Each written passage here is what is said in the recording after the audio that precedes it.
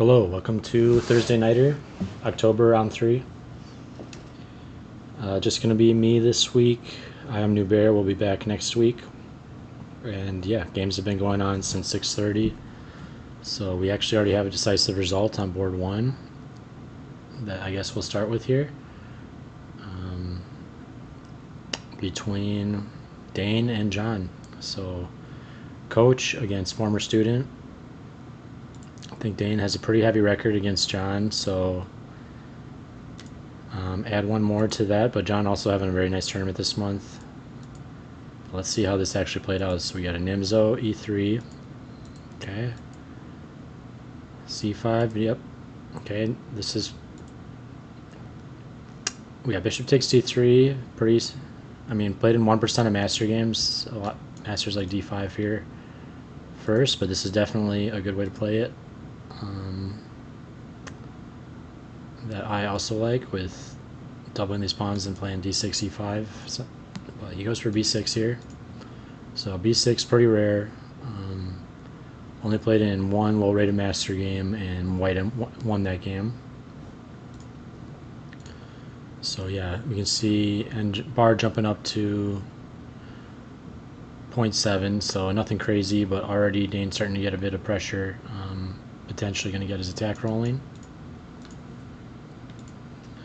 And that does exactly that. So John tries to stop it here, but just pushes forward anyways, and now this kingside attack is going to be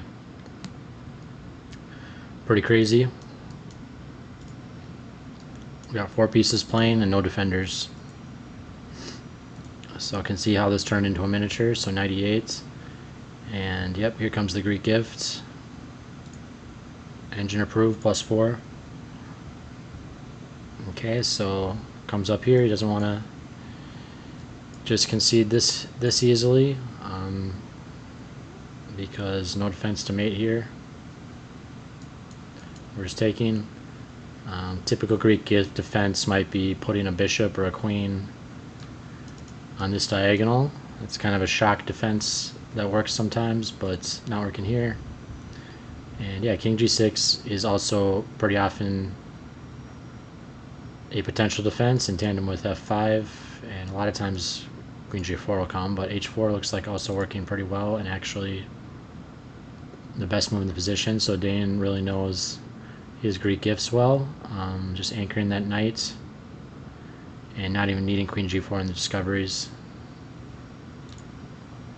But Queen G4, maybe F5 would be typical, and this king is still kind of locked. So this would have also been winning, just totally winning position at this point. It makes sense. Just have too many pieces against no defenders, and yeah, kind of got this French structure with the bishop blocked out. Turned into a French structure because White was able to get this whole pawn breaks, set of pawn breaks in.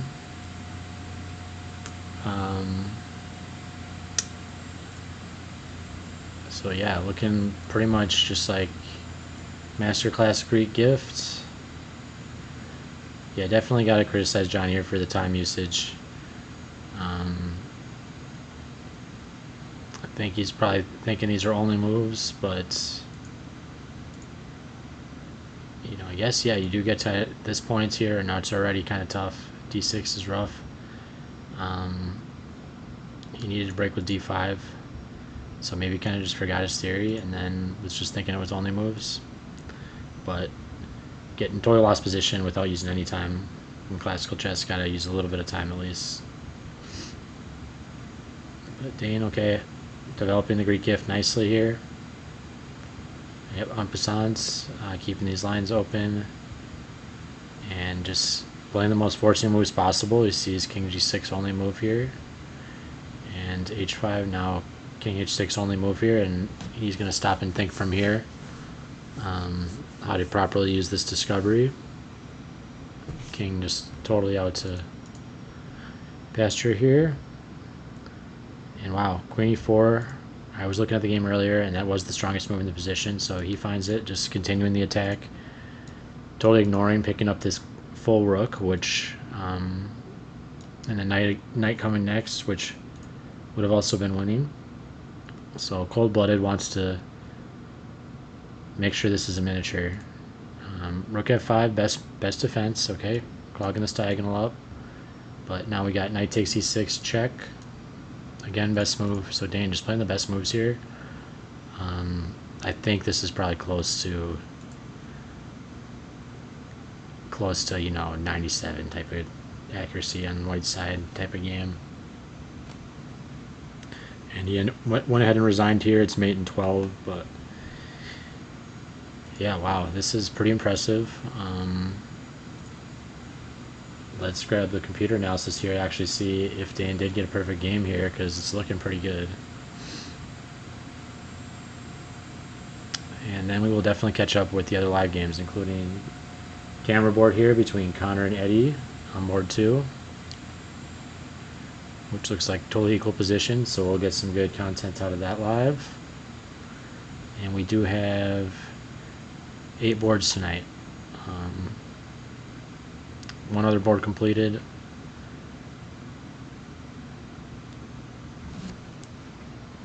But yeah, let's take a look here.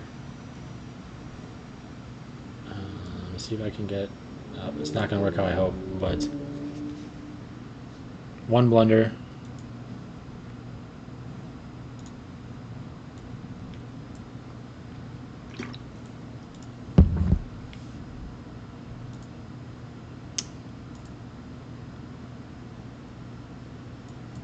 Okay.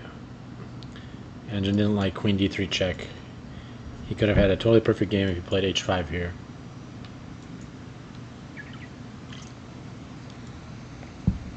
With queen d3 after, so that's actually totally silly. So this was essentially a perfect game, because that's the same forcing continuation. So yeah, wow, just total opening crush by Dane.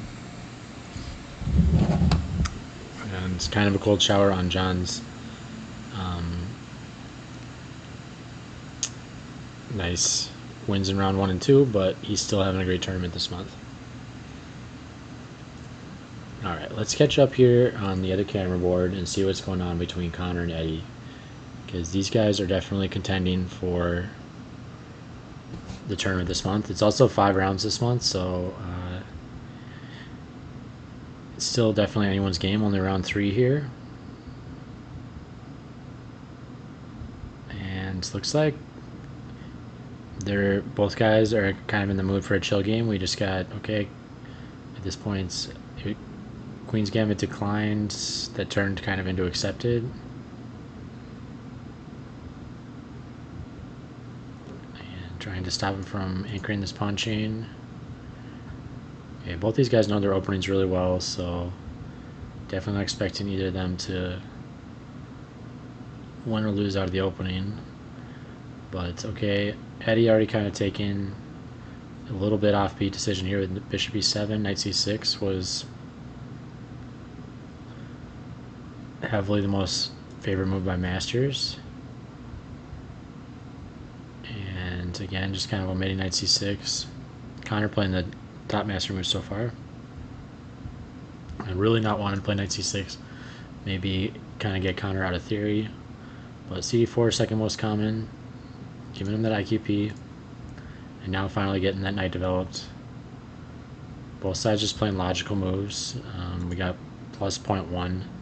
So looks like we're in for a positional battle around this IQP. And you know, white has the IQP, so they're going to be trying to attack. Black's going to be trying to trade pieces, eventually play against us in the endgame. And we still have 4 minors on, so you know, white has all the prospects they could hope for in an IQP, but you can see Eddie here already trying to trade some pieces, understanding his role in the position, and kind of obliging here. Okay, let's trade the bishop. That's the same color as our central pawn. That's not the most important piece. We really need this piece to attack. Still, I'd say kind of a positional success for Eddie already to start and plan a position like this. Trade a set of minors, very nice. Less chance they're going to get mated. can't totally imagine bishop e7 being a super important defender of black's king compared to maybe the attacking potential of white's bishop. But at the same time, yeah, it was kind of white's quote-unquote bad bishop. So I don't think too bad for either side, and engine agrees. Okay, Connor, endgame guy, locking these pawns down. This is going to be a nice advantage in the endgame, and good way to fix those pawns. Potentially use the square for a knight. Pawn can be a little weak here though, but yeah, he already traded the dark square bishop, so gonna be kind of hard to get at that. Especially, yeah, you can't even imagine a rook getting at it too easily because the b file is not open, and you know these squares are well controlled. So yeah, engine still on zeros, but both sides kind of staking their claim to, which is interesting though, because he's got the IQP, but he's actually kind of getting ready to play for endgames. So Connor loves playing for endgames too. But maybe make some plans when probably should be getting the forces towards that king, taking advantage of this bishop really not being able to defend and just knowing your role in the IQP position. But hey, maybe you can kind of have your cake and eat it too. Let's get this set for the endgame and then we'll attack. So 94, okay, bringing some pieces to the king side. And we got the Fort Knox bishop develops now. Kind of slow, but good way to develop, especially now you're not probably moving this b pawn too easily with the a pawn here. That's basically a nice reason why it fixes it. If you try to go past, we're just going to en passant. If you go here, we're going to take, and we're going to be left with a weakness here. It also just fixes this pawn on this square, and we can kind of see we've got pressure here, so you can imagine, say this happened, this is potentially hanging in some lines in the future, not now. So okay, Connor says I'll give my beautiful knight because you got your bishop developed here, but not sure releasing that tension is totally necessary. And also, yeah, now you're kind of trading pieces in your IQP position. So I'm wondering what other alternatives we might have had to increase the pressure. Engine maybe likes knight c5 very slightly more, or I guess just kind of chilling, maneuvering rook e1. I'm wondering if you can just get some left for your king as well, how much it likes that. But it's a little slow, and I guess black has some nice moves to just continue to develop themselves. So it just decides he wants that bishop.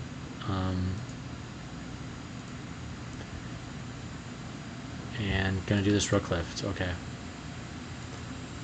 But yeah, I don't exactly see why we can't lift the rook now.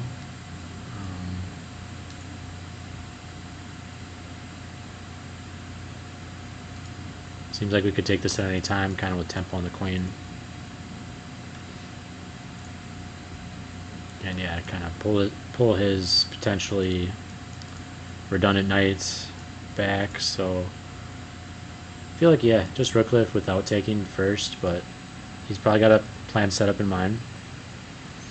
And Connor's a good bit stronger than me, so I'm not going to criticize too much here. But yeah, getting a really interesting position here. Eddie's starting to take over, just finishing his development successfully. And I'd say a bit of an unnecessary capture here, plus Connor's got the IQP and is not exactly playing totally according to his position, trading those minors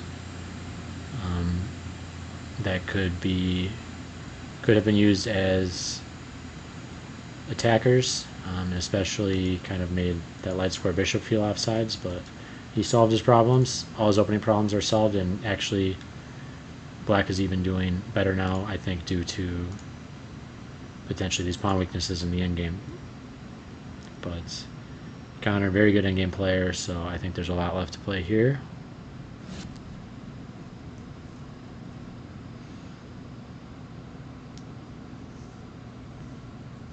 Alright, let's jump down to some of the other completed games now that we've completed the status of the camera board. And then we'll kind of come back to boards 3, 4, and 5. So we're going to jump down to board 6. And we've got a completed draw between Asher and Mitchell. So let's see how this one went. We got a king spawn game, the Italian game, what I played my entire life as a kid. I'm a root player now, so I don't know all the nuances of the Italian. It's pretty trendy. And okay, going for knight f6, so allowing the fried liver, I believe, but no, that's a different line. So you can see how well I know my Vienna. But 4 knights, okay. It's playable. I feel like a little bit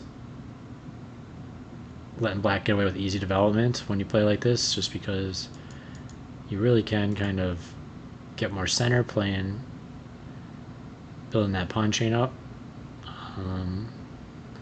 Because you move this knight out, it's stuck in front of this pawn, but at the same time, definitely not a bad move. And both sides following the rules of development. Okay, bishop g5 makes sense here because we're probably going to play around this square. It does make sense.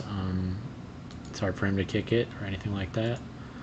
So, you don't want to just auto pin, but if you see yourself potentially, playing knight d5 as a normal plan, then it's making a lot of sense. h6 makes a lot of sense too. It forces this bishop to choose a diagonal, so they either are going to go back, kind of feel silly for coming out, or they're going to maintain this pin, but now they're just kind of stuck here. They're not coming back anytime. You potentially can kind of get out here, pin stuff up later, and that thing's not coming back. So it's been, it's multi-purpose here. It can kind of keep the pin or come back, and here it's a lot worse placed than it was on g5, so this is pretty much always what you want to do as black, because you're also just asking, okay, are you going to take this thing? Give me the bishop pair.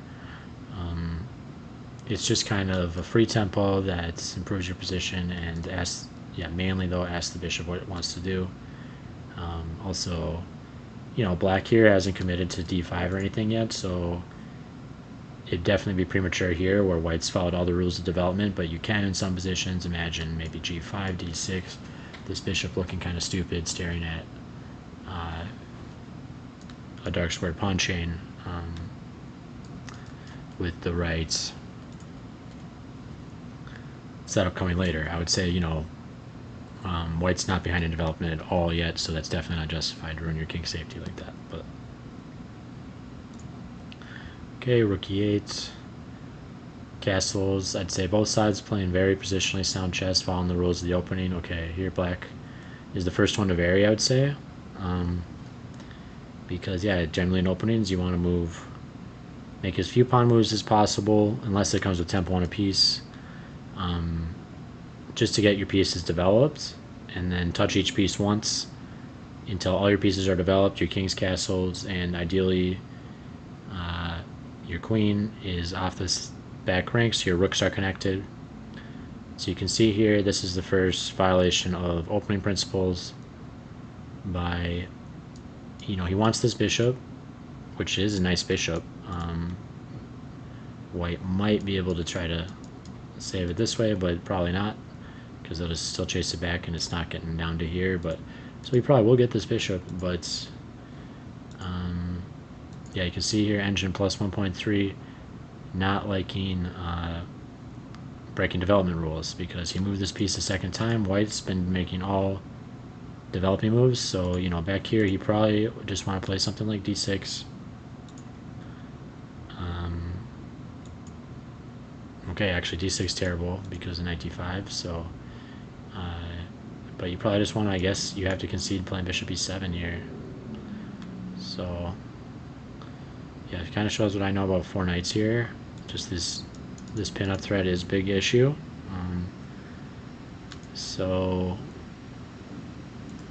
But knight e5 just encouraging this pin-up. So he played bishop b3, and looks like this was missing a pretty big tactical shot here. Knight d5, engine points out. take this guy here. We're just going to take this with tempo on the queen, and you have to run your kingside pawn structure. And then we'll take back here and look at the look at how drafty this king is. So yeah, sadly here, best move for black was to back up with bishop e7. So very tough move to play, and yeah, that's definitely not following opening principles either, to move the piece twice. So yeah, I guess you gotta be really careful playing copycat with 4 knights, because you're gonna get weak square here. When you bring your knight out, you're not going to be able to control that. So he's going to be able to jump in and get at you, and especially if you developed your bishop this way, you kind of already committed it. But you have to commit it somewhere. It's your kingside bishop. So, but anyways, okay. So here bishop e3, playing safe, but yeah, again did have the chance for knight d5, and now black kind of getting rewarded for his strategy a bit. He did win that bishop, but white had an development here for the moment. You can kind of see all white really needs to do to totally complete their development is maybe get this queen off the back rank. And so they can already, that's not totally necessary to do immediately either, so they can already kind of think about their middle game plans, versus black really needs to get all their pieces developed still. They need to get this bishop out, especially. So c6, he's preparing d5, but looks like that is hanging tactic here, engine points out. So knight takes e5, and yeah, I mean, if you play rook takes, just gonna fork here. So this is kind of a classic. And now getting a super active queen, and no good way to hit that with a minor. It's 4 squares away from this knight. Just +2 here, pretty dominant position. So yeah, you can see here, yeah. And he did find it in the game, so great job by Asher. 4-minute think here to find knight takes e5. Okay, and he did play rook takes, so this did actually occur in the game. Okay, so Asher actually off to a huge start here, +2. So let's see how this ended in a draw. Okay, goes for e5 here, c5. These moves are making sense. c5 actually best move according to engine, but black's position really falling apart here. And you'd think the pawn to c5 would be to deflect, take rook takes h4, but tries to save the knight first. Unfortunately, this is hanging the queen. Okay, but he's counterattacking the queen, so okay, so we got tactics going on here. It's all favoring white according to engine. And yeah, dust is settled here. And we've got 4, 5, 6, 7 versus 6, so white's up a clean pawn, but what really speaks here is this totally undeveloped bishop. So knight e6.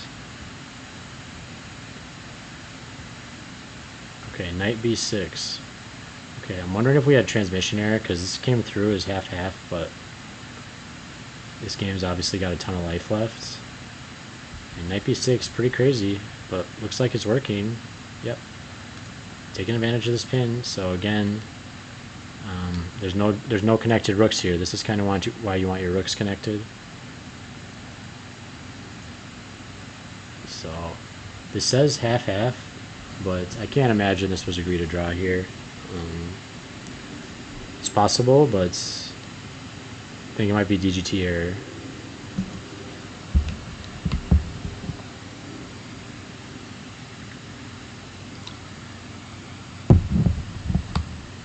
Okay, we got another completed game.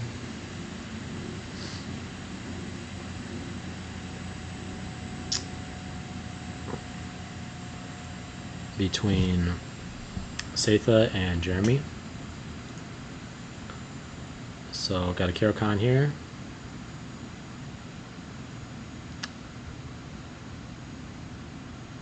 And tall variation. This is also what I play. Okay, h6, g4, okay. So I do know a good bit about this, and Jeremy, this is not how you want to handle this when they play h6, because now white's for sure pretty much going to get this e6 pawn stack in. Nothing you can do about it, and as soon as this e6 pawn stack gets in, these light squares are just deadly. So definitely expecting white to be doing better out of the opening here, but we do see that Jeremy ended up winning this game. So yeah, how you want to handle this after they play g4 is you definitely want to play bishop d7 back, control e6, because yeah, e6 pawn stack, totally deadly. And I'm familiar with this because this is actually one of my most successful openings of all time in Online Blitz.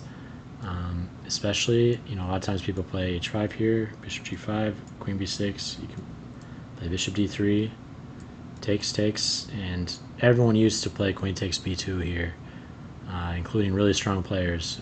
But now the trap's a lot more well known. You get this e6 in.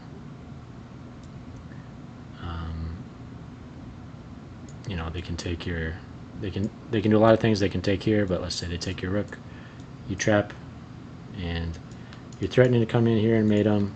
You're threatening to come here, take a rook, take a knight. And you're also threatening to play knight f3, castles, knight c3, and trap that queen.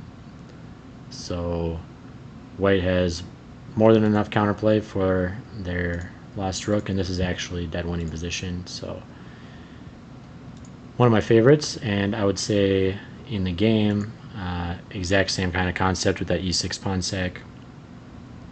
When this happens, this bishop is really never getting out. It's stuck behind this pawn chain, and if this bishop can't get out, this rook can't get out. And so you end up playing down 2 pieces for the whole game. And after they get the successful e6 pawn stack in, which looks like Satha definitely knows that, then, okay, yep, so a little bit off base here, I'd say, on the follow-up. The whole point of this e6 pawn stack is to soften up these light squares, so now we don't want to definitely just next step trade off this light square bishop. We want to get these queen into these light squares, so we want to get this bishop out, and if he takes, great, we're going to take, we're coming in next with check, get this king a little displaced, and then we're going to come in with f4, knight f3, knight e5. And if he just ignores it, we're just going to take ourselves. He's going to play rook takes, we're going to play queen d3, hit the rook with tempo, and we're going to come into queen g6 anyways. So I would say g5 is very suspect, and yep, kind of goes from, I would say here is getting close to, the engine says plus 0.5, but I'm already feeling like I'm going to be winning this game, just because of these weak light squares if I get this bishop d3 plan in. And I have actually played this myself in one game, looks like. So yeah, bit of a miss here, and not totally understanding what you're playing for with these weak light squares when you do this e6 pawn stack. But let's see how this all played out. So g5, hg. Okay, now Jeremy feeling a lot more comfortable. This rook, also you can see now this rook's got activity. So before, when we kind of trapped that piece in, both these pieces were killed. And now really kind of just this bishop is killed, because the rook's going to get activity here. Okay, so a nice tactic here too. Exposing that the rook is in danger here, and check to the miserable queen. So not quite a full check, but always got to look at queen checks. So a nice tactic by Jeremy, and just climbing right back into this. So Satha's showing he knows the opening slightly better, but then kind of didn't know the middle game plan from his successful opening, and Jeremy a lot more tactically alert, I'd say, so far in this game.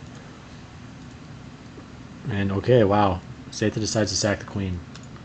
So that's definitely controversial, and this is winning material advantage for black now.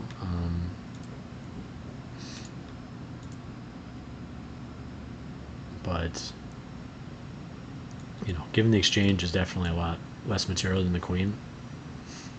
Plus, you've got these wheat-like squares to play with, so I'd say that's kind of questionable for sure.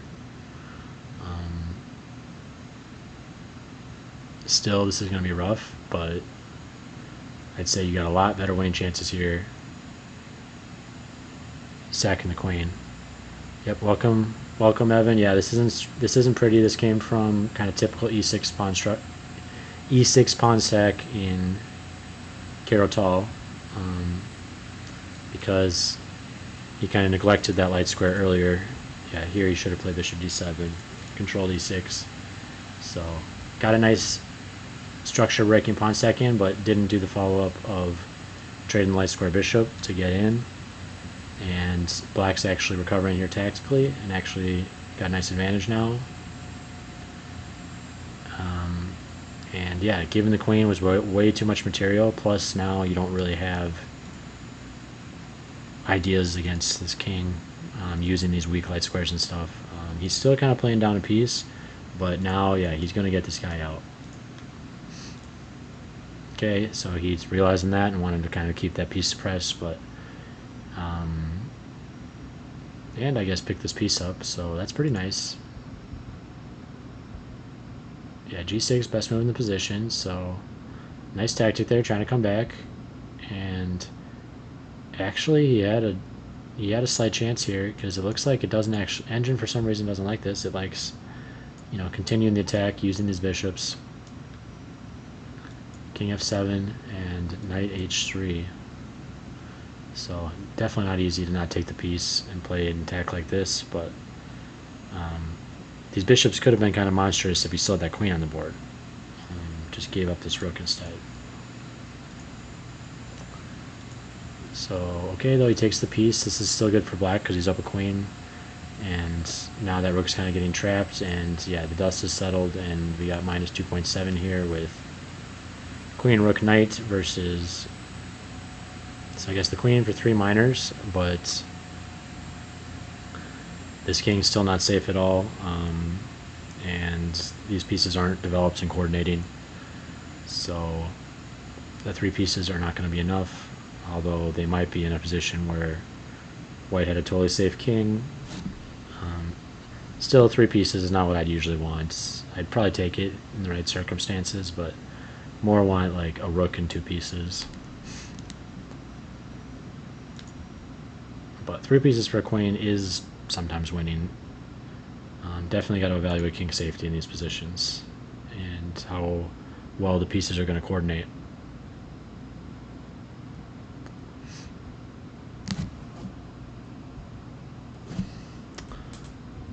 So okay, so Jeremy on his way to trying to consolidate his advantage. This is a totally winning position for black, minus 2.7.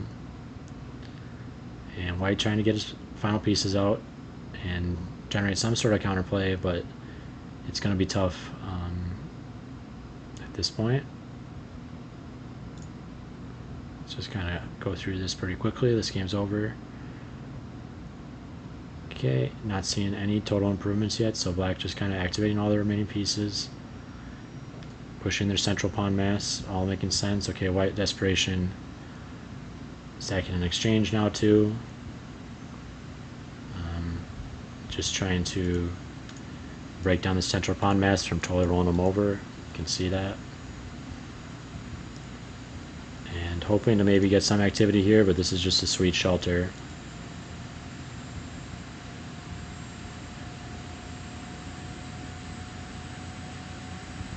But still,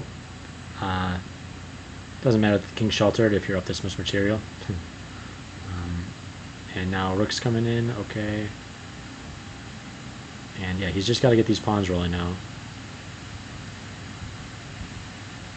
Okay, this is a strange decision though.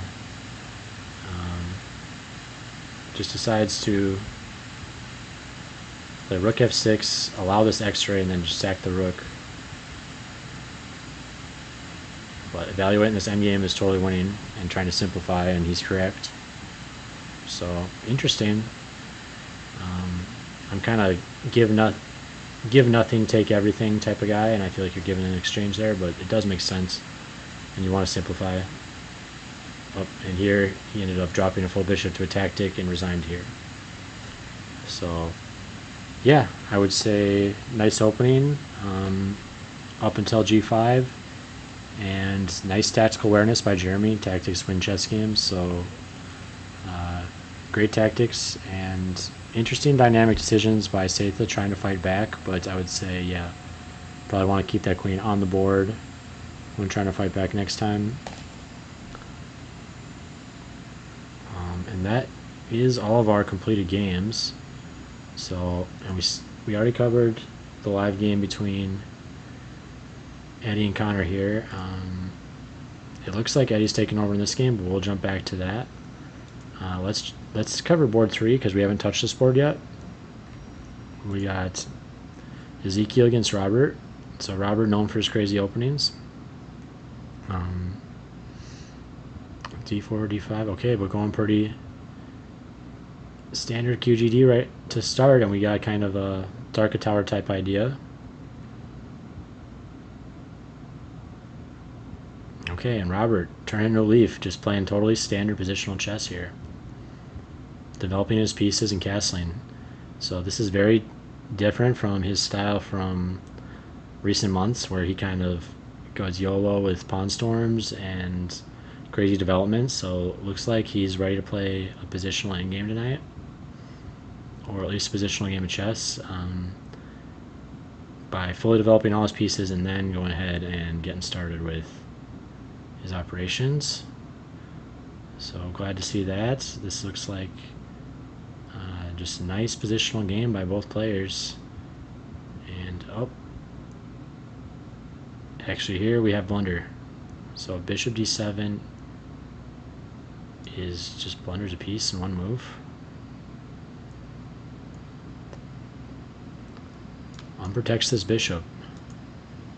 And shockingly, white played rook a1. So, and I'm seeing, black has no time. So I got a feeling maybe there's some DGT error here, because I can't imagine a player as strong as Robert would ever play bishop g7 and not notice his bishop hanging, and then I also can't imagine Ezekiel wouldn't have taken it. So I got a feeling board 3 has some DGT error.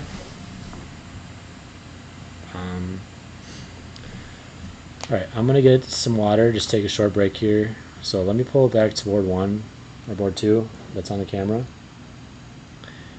And yeah, this is minus 1.2, this is a live position. You guys can take a glance here and decide what you guys think of the camera board, and I will be back. And when I get back, I'm going to talk about boards 4 and 5, which have Nathan Hoover against Michael Muff and Michael Basil against Daniel Steinke.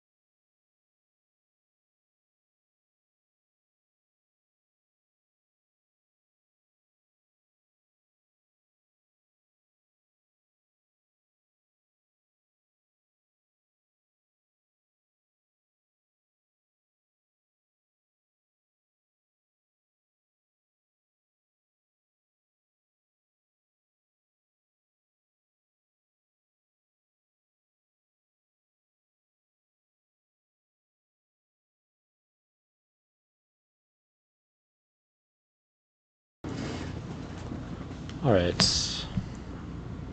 So, looks like Eddie's taking a bit of an advantage here, but let's take a look at the games we haven't covered at all. We have Michael Muff against Nathan Hoover, both very strong players. And we got a King's Pawn game and another Italian, so 2 Italians tonight. In this one we did get the famous fried liver that in the actual move order that I was remembering from childhood. Okay, so this one's going to be crazy. We'll see how these guys know their fried liver theory. Okay, so far so good. Masters. Okay, H4 here. Michael playing the second most common move, but also played by Masters. So this is decent chance this could have surprised Nathan. Knight f3, most common. And yeah, looks like it possibly did, because playing f5, which is not very common, and weakening that king when you're in kind of crazy attacking position. I'm not sure I like f5, but really, yeah, I guess saying I'm here to play too, and you know, you better have something with your attack or I'm taking over completely in the center and probably going to roll you with my own attack afterwards. So aggressive, but yeah, I don't totally hate it. I mean, it's not how I would play because I like king safety, but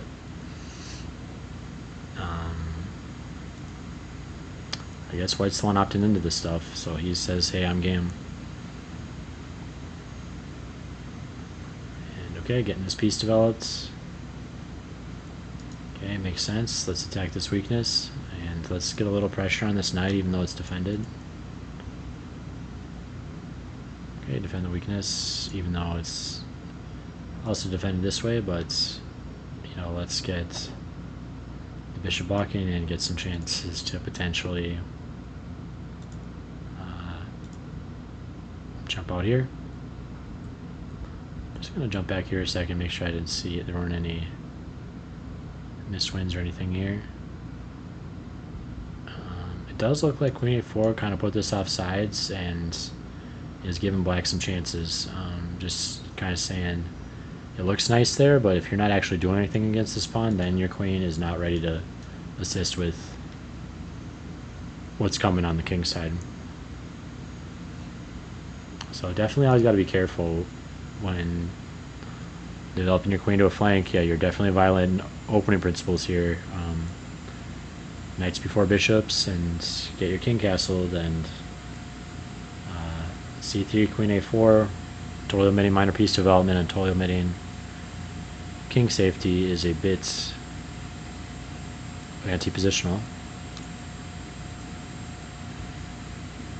But okay, both players looking for c3, wrong to lock the dark square bishop there. Yeah, c3, yeah, making this bishop hard to develop. I mean, this bishop is already hard, so yeah, maybe b3 you're saying. But this bishop is just not well placed. It's hard. But c3 is not helping solve the problem. You know, he's worried about e4, and so he wants to make a square here probably. But it's just a pawn move, it's slow, and yeah, it's not helping this bishop get developed, and when a lot of stuff has to happen first, this bishop's got to move, the pawn's got to move.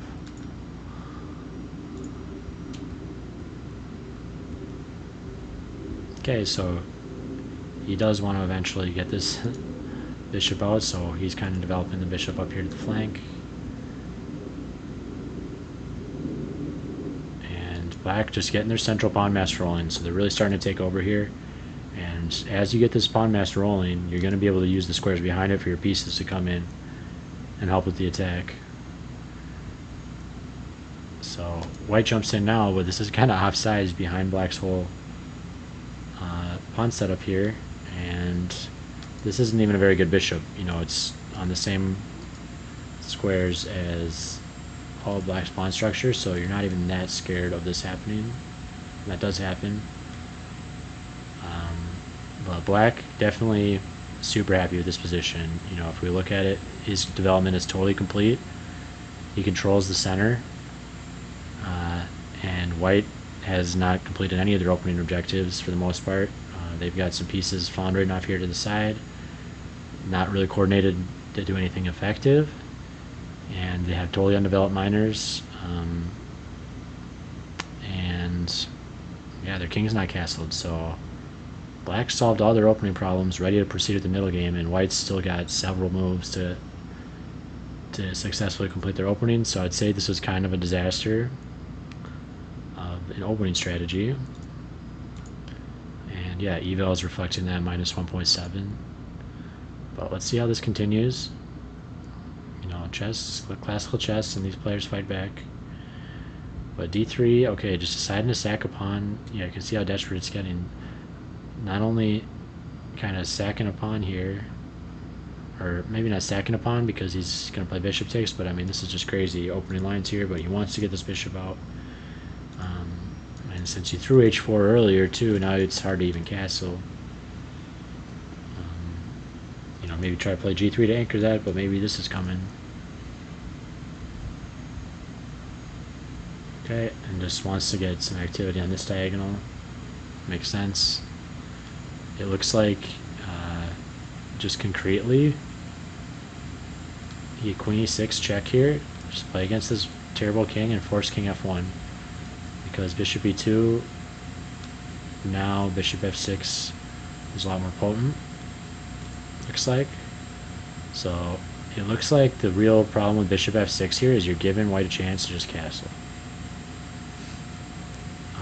and solve that huge king safety issue that they've saddled themselves with by their weird opening. You know, this is also move 18. You know, you can see what happens when you violate the principles of the opening. You went knight, knight, you know, he's doing these crazy moves. All this stuff takes time, and that's time that black kind of spends getting their pieces developed. And this is why openings like fried liver are suspects. But alright. And yeah, white's still just insisting, you know, castle here. Should just be autopilot. Like, thank God I'm going to get away with just losing a pawn here, potentially.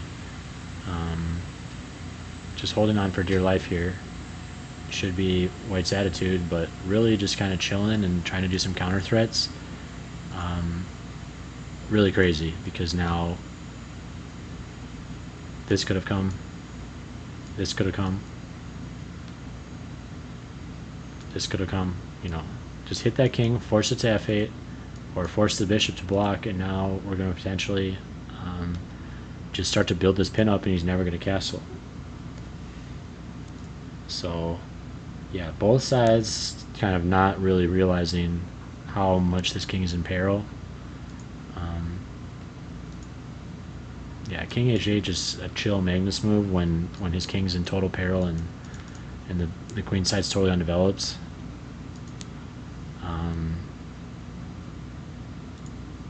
Feel like way too safe. You know, you gotta just calculate, find your win when you see this ripe king here. But Nathan, very strong player as well, and looks like he's getting at that king anyways. So Michael just kind of insisting on, like, this is just crazy. Queen b3, bishop d2. You know, here I'm assuming castle's best too. Yep, castle. It's still minus 1.8 here, but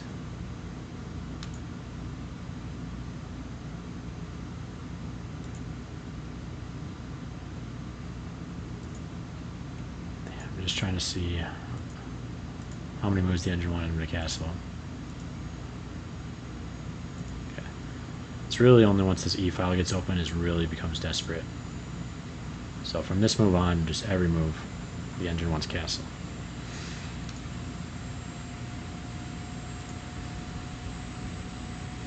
Okay, this, yeah, so he wants to keep this rook on this H pawn. I guess that's his idea. He was always just planning to shift it to F1, but super dangerous. These rooks are going to be disconnected and this king just exposed. You know, it's going to be very difficult to coordinate. But looks like we actually had a result here, so let's keep going. Knight e4, okay, rook takes. And yeah, it makes sense. Black's just totally taking over here, and okay, now he trades his bishop for knight here, but it's still just helping black activate the rest of their pieces. It looks like, actually, interestingly enough, this was way stronger. So I like rook takes c4 as well, and rook takes c4 is winning. But f takes c4, I guess, is a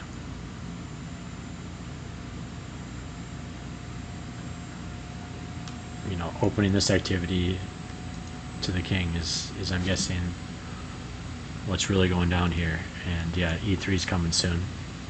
So difference between -3 and -6, so kind of picking at straws there, but this would have actually been the most brutally crushing plan possible in the position.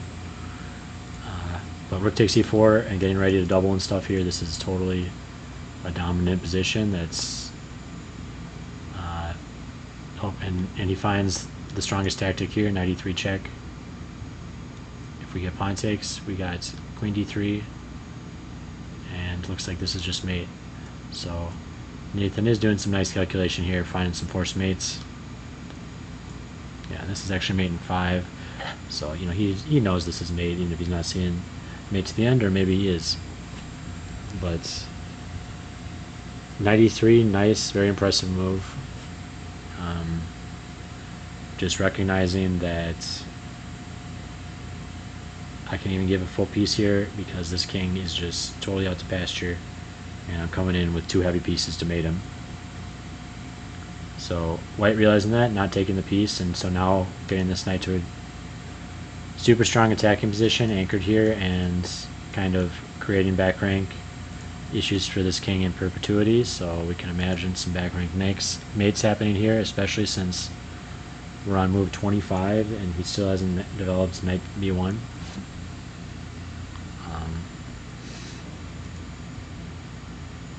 And finally gets it out, so white may be even close to completing their development, move 26.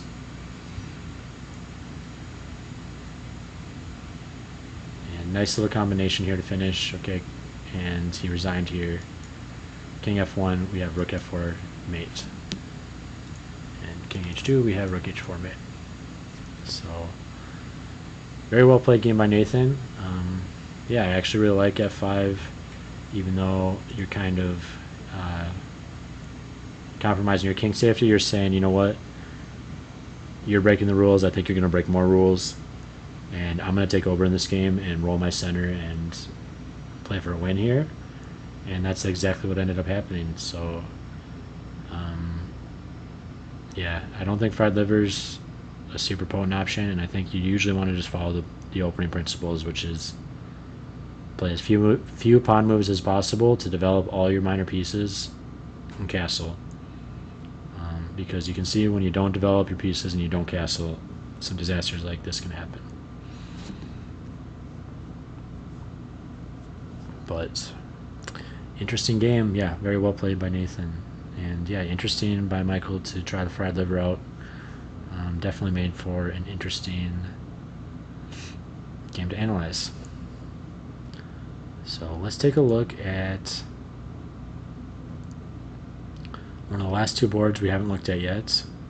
We got Daniel Steinke against Michael Basil. And this one's still live, 40 minutes against 20 minutes. Okay, we got another Caro. Not so familiar with 2 knight c3, so definitely going to be kind of on my own opening wise here, but looks like these guys are following master 3 for the most part. Queen e2 a little more popular than knight takes f6, and e takes makes perfect sense. Both moves are playable, but e takes is kind of the more fast development.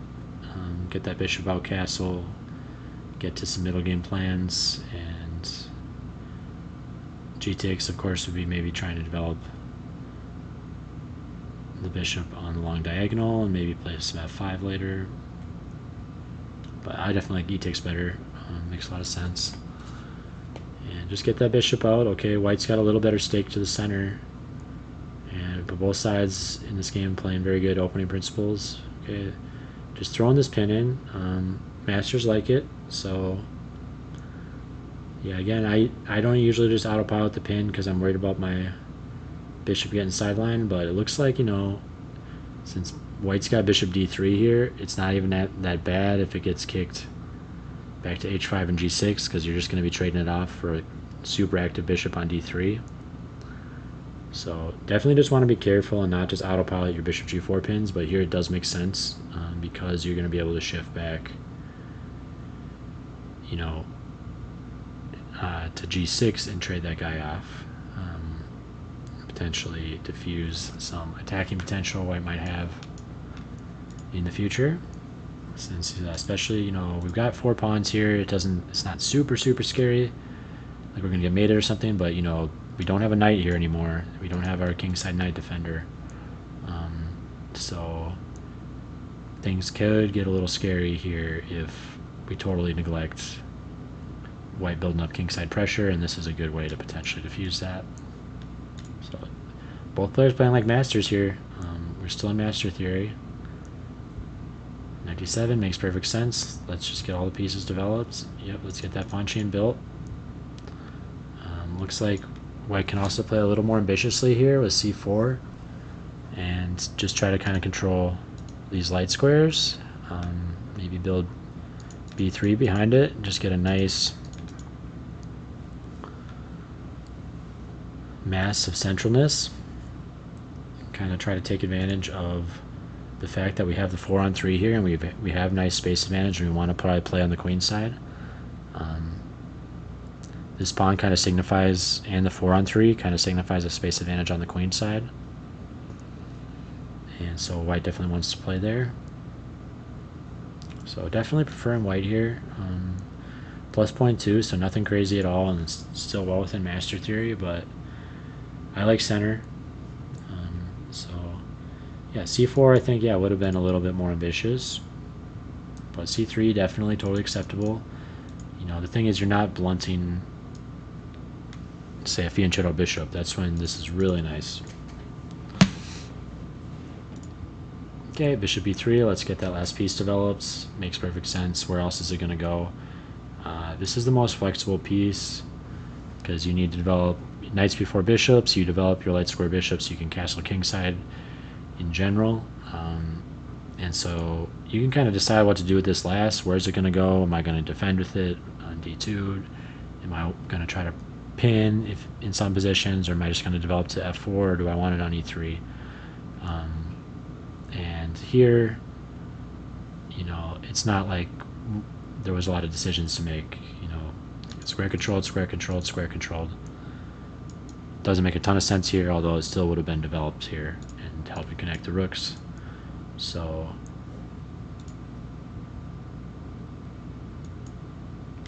you know, this looks like also zeros. So we just got a nice even position here. Both sides have a bishop pair. White's got a little extra central space, but no one's behind in development really. White's already got his rook on the open file, but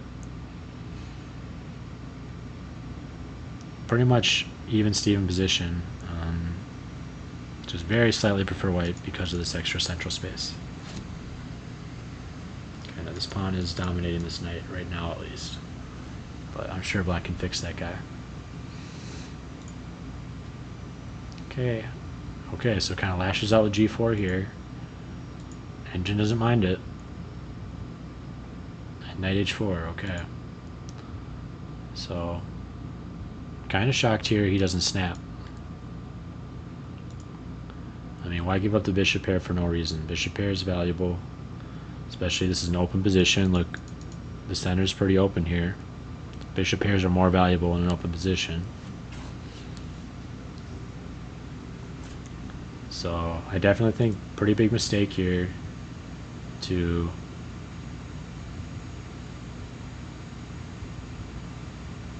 and Daniel kind of, so both kind of bluffing each other a bit here, saying, oh, just take that bishop, I don't care about it, go ahead. And Daniel's saying, you know what, I'm just going to jump in, kind of use this activity, which it does make sense. You can kind of force that bishop to take a lot of times. And he is going to take. So yeah, but I think, you know, if I was black here, let's trade this guy off instantly. This is a great piece. It's on the opposite color of my opponent's pawn mass. So this is, their light square bishop is better than their dark square bishop, which is kind of staring at their own pawn. And this potential attacking piece, you know, plus why I don't want to give up my bishop here in an open position. So I feel like, you know, just almost without thinking here, I'm just taking this bishop.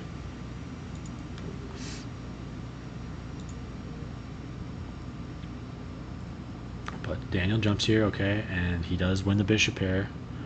So now, definitely starting to favor white. I mean, black's got some nice e-file control though. So yeah, it's still zeros, but zeros doesn't always tell the whole story.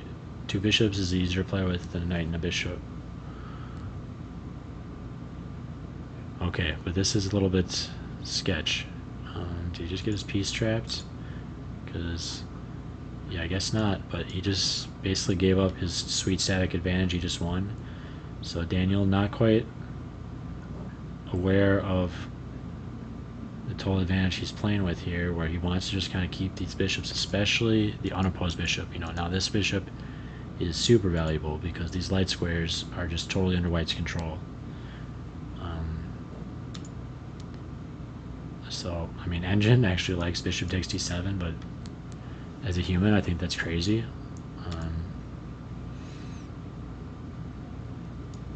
Queen f3 was, I guess, the way to develop, but definitely need to keep this diagonal open, so if he plays g6, you can retreat that bishop.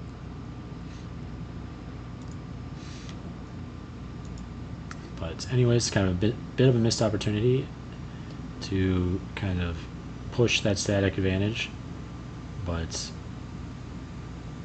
now we're down to same color bishop ending, but with some heavy pieces as well. White's got some compromised king safety, and yeah, you can imagine this coming into effect. This diagonal looks pretty ripe. So, and this file is pretty nice, but totally blockaded here. Feel like this is probably zeros, yeah. So definitely this one had some strategic positional play and opportunities a little bit, but looking pretty even. Yeah, especially decide to trade pieces here, okay. And nice, black just won a pawn. So, Forktown.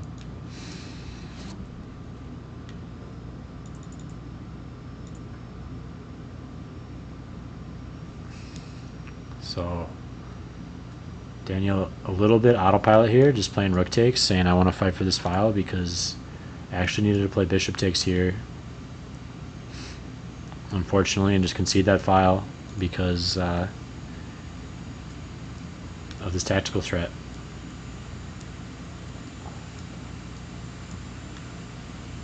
So, nice tactical awareness by Michael.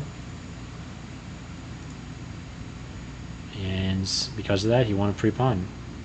And now this is actually a tactically winning position. You know, it's just same color bishop, queen's on the board, plus a clear outside passer here.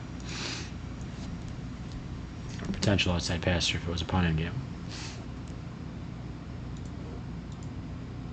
Okay, but queen's still on the board, and compromised king safety. Yeah, I mean, the compromised king safety is the second advantage besides the pawn. So now this is starting to look really nice for black. -1 though, and queen's still on, and you never know what's going to happen. Black also, you can tell, just has really nice king safety. You can't ever imagine perpetual, or it's going to be kind of hard to totally get at that king. Maybe you want to just even play bishop h6, but you got to worry about your b4 pawn here. And yeah, still black can just play bishop f8, trade that guy off. I mean, the queen endgame is going to be winning. But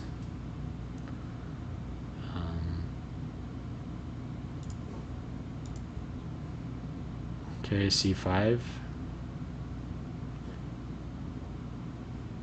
Kind of opening the queen a bit, but I guess he's trying to restrict this bishop. And I don't love retreating on this diagonal. Why wouldn't you retreat along this sweet attacking diagonal? There's bishop c7, so you can help potentially support b6 or something later, and also so you don't get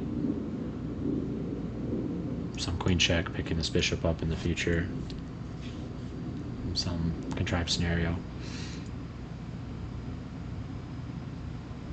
Okay, now we're actually back to zeros after here. So allowing this. Okay, so going materialistic, but really wanted to get your sweet central passer rolling. And that's also why this is no-no. You got to worry about d4 rolling. And so you're totally conceding a passed pawn here. Yeah, you got your nice passed pawn, but now you're engaging in trade-offs. You're already up a pawn. So you don't want to go into tactical dynamics where you say, well, you get a passed pawn, I've got a passed pawn, let's see what happens. Especially when his is central and more advanced.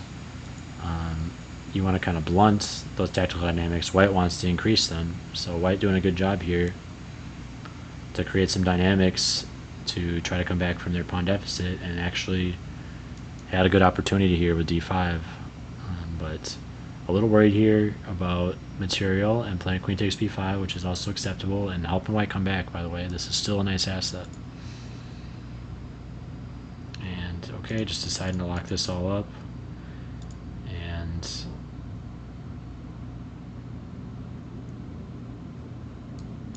he is playing against this bishop pretty effectively now. So even though White is down a pawn, we've kind of got, and he's got king safety issues. This turned out to be a nice little structure to set up because we got zeros here. And this turned out to be a pretty big positional mistake in the conversion technique. But still a lot of game here, and still looks scary.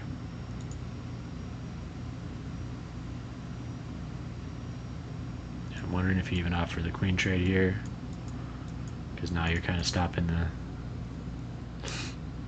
pawns again, and you still have your outside passer asset. Now this bishop's looking pretty stupid. But engine's still saying zeros here. We'll see how that plays out though. Let's jump to our final game. We haven't covered it all yet. Oh, sorry about the DGT errors on a couple other boards.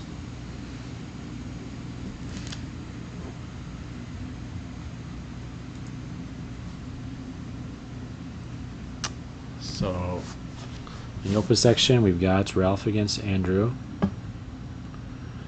And we've got d4, d5, so queen's pawn game.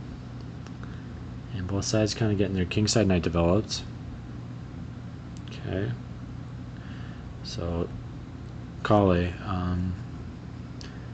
So yeah, looks like Ralph kind of going for a system opening here, not the most high pressure to start at least, because you are kind of, this is basically like playing the London system without getting your bishop outside the pawn chain. So it's like, it's almost like a less ambitious London, if you could even, but you know, Dane, Club King pretty much loves the Kale. It's definitely, you know, a bunch of GMs play the Kale, but a little boring for my taste as White.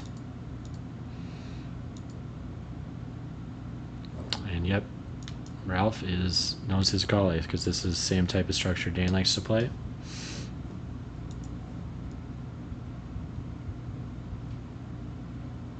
And this is a pretty similar way I like to play as well. I think maybe snap the pawn at a certain point.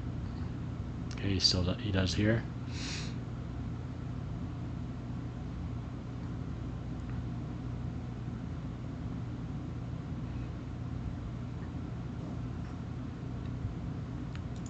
Rook e8.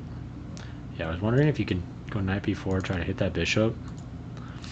Just be annoying.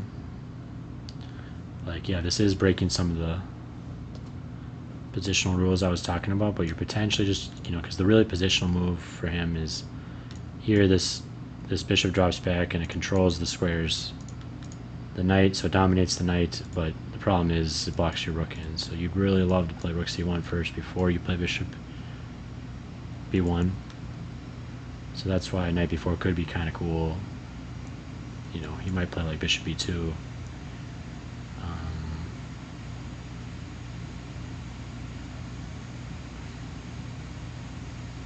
I like to try to get 94 jumps in if I can too, but probably won't be able to here.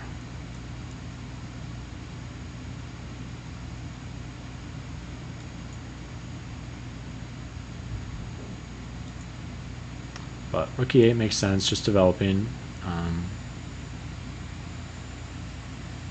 Getting ready to potentially prepare e5 in the future. Rook c1, now getting ready for that knight b4, bishop b1, just nice treatment. Also potentially just getting ready to play bishop b1 and attack a little bit. Okay, dc4 and okay, bishop takes. So bishop takes, interesting. You know, taking with the pawn is definitely way more positional. When you take with the pawn, you still control all these squares. The problem is when you recapture a central pawn like this, or kind of pseudo-central pawn with a piece, is the real concession you're making is the squares that pawn controlled. So now black can use these two squares for his pieces, especially this square. So you really want to, you know, before you ever recapture a pawn like this, when you have the choice of recapturing with your pawn chain or with a piece, you know, it's not like you shouldn't consider the piece moves, especially if there's tactics involved, especially if, you know, maybe we want to get this rook at this queen, and that's probably what he's thinking. But you got to also really make sure that your opponent can't use the new square that you're allowing with the piece recapture instead.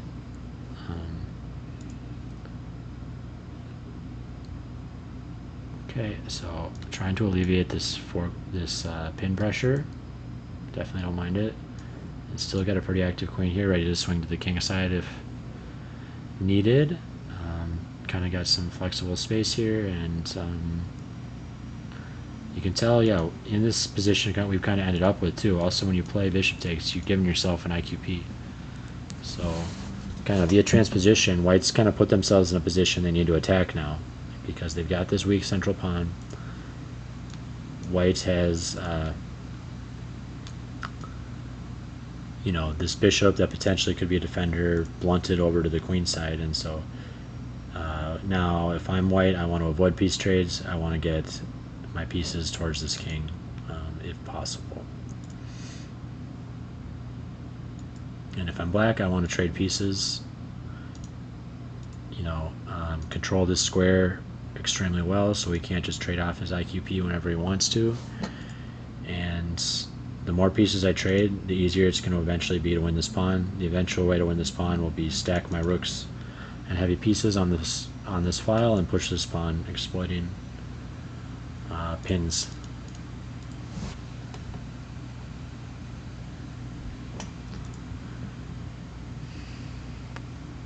So a3, okay, b5 hitting that bishop with tempo, but and kind of ignoring it, hitting the queen, going for a bigger threat. But it looks like just dropping this back is something the engine likes, because now we're just still going to continue pressuring this pawn, plus we're getting our bishop towards our kind of goal of attacking, which we have in an IQP position. So here white kind of should have said, hey, thank you very much, let me go ahead and readjust my bishop to the diagonal I actually want it to be on, and potentially get ready to start attacking and stuff. But getting a bit fancy with b4 intermezzo. Engine doesn't love it, but this is definitely not the way to handle it. Knight takes b4. So engine just wanted queen b6, but knight takes b4, a b4, queen b4. So this is just a piece for 2 pawns, but this isn't nearly enough compensation. So, but he is kind of, he's got ideas here. He's got rolling passers, you know, so he's trying to put together a nice game where he's going to support these rolling passers with his bishop pair, with his queen. Yeah, if I'm white, I'm definitely snapping here, and he does, because I don't want those rolling passers. I'd much rather be dealing with these isolated A-pawns.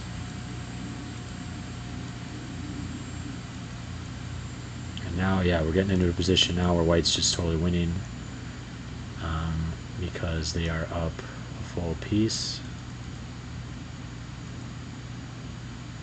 Yeah, and I was like, how are they up a full piece? Yeah, because they just sagged it for pawns. So, yep, basically, white has a winning material advantage now, just because kind of went for that sag to get the rolling passers, but didn't work out. Just ended up with doubled A pawns, and now we're down a piece. So now the whole attacking, the avoid piece trades, attacking dynamics, all those kind of go out the window. Now it's just white's up a full piece. This becomes a matter of technique. Now white's the one who wants to trade pieces, even though they didn't earlier, since they have the IQP. But they do now, since they're up a full piece. Trade as many pieces as possible. Make sure that this A-pawn doesn't become an issue. Plenty of pieces to deal with this A-pawn, though. And use the extra piece to win. Try to avoid pawn trades if possible. Black should be trying to make as many pawn trades as possible to maybe in the future try to get to an ending where white's extra piece is all they have and they can't checkmate.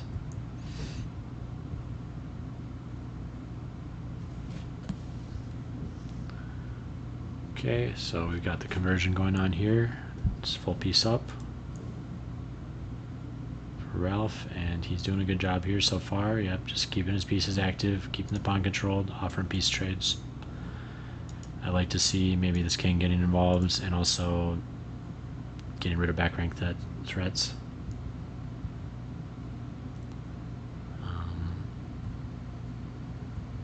For black, yep, nice. Let's get our rooks doubled and as active as possible, and pray for some sort of back rank threat. Although knight f1 is always in the air. Bit loose here, but he's calculating. He's playing classical. He only thought for a minute here. Got to be careful on your conversion, but this is totally fine. Just feels a bit loose. Okay, and black actually offering piece trade up a piece, so that's not how you want to create additional counterplay and chances. This is just really playing into white's hands, helping him out to trade this piece.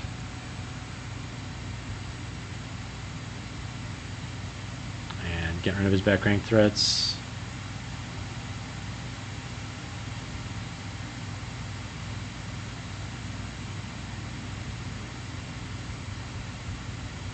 Let's just go quick here, because piece up. Ooh, although what do we got here? Rook d8.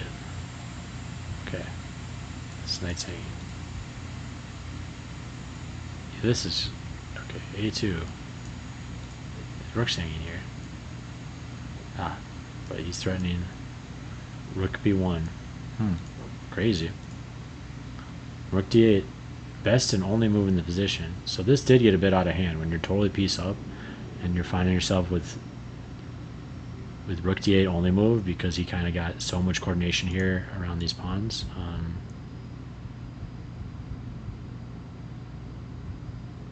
So yeah, kind of maybe going for counter threat. This does make sense, I wanted rooks on the 7th look great, but maybe we just want to, yeah. I mean, trading rooks gives him the pass pawn, so I get that. Yeah, it's tough. So black doing a good job to organize some nice activity here and actually gave himself, gave white an only move of finding a tactic here. But white actually up for the challenge, found the tactic. Rook d8 just deflecting the rook so you don't have rook b1 anymore. And then taking that full rook.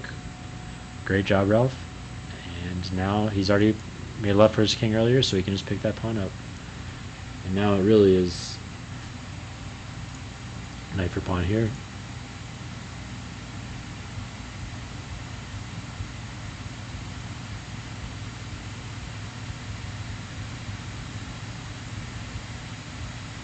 He won the pawn.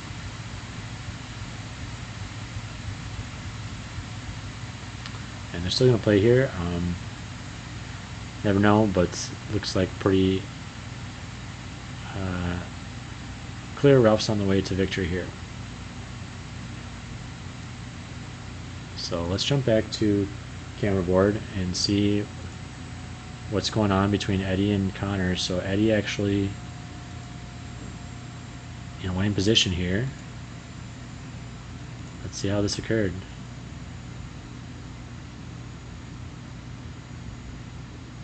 Okay. Yep, Connor fixed that. Saw this earlier. Okay. Jumped in with his knight. Yeah, took that bishop. Maybe a little preemptively. Yeah, we got the rook lift.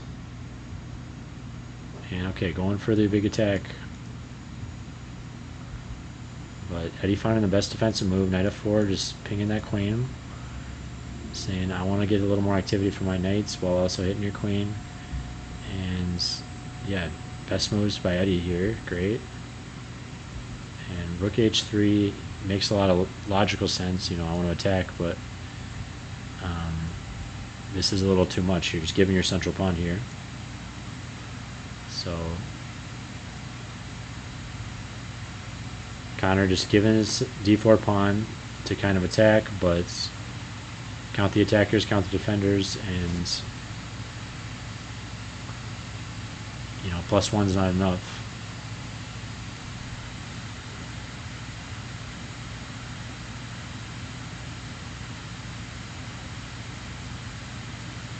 Okay, and Connor continuing to try to attack, calculate all these moves, but there's nothing to find here. And so now Eddie just up a solid central pawn for nothing. But this is definitely not some sort of auto winning advantage. Just a clean pawn is not necessarily enough at all against Connor, who's going to really play accurate moves into the endgame here. But very well played by Eddie, just kind of calling Connor's bluff, saying, no, I don't believe your attack, and thank you for d4. What do you got? And show me the money. And Connor didn't have any money to show.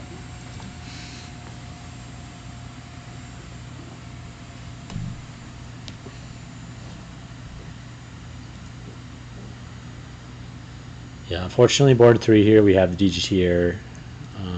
Looks like it stopped on move 15. And it was nonsense moves anyways because he hung a bishop. So probably not going to get the full game score on this one tonight. Not going to see Robert showcase his superpositional skills that we know he has from his endgame play.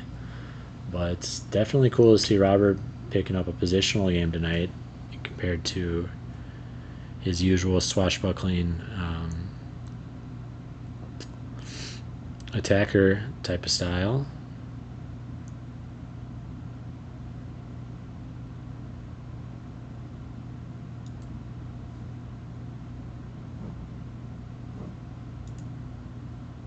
Yeah, Daniel against Michael. We are actually at zeros now. So yeah, really, yeah, this really gave away most of the advantage.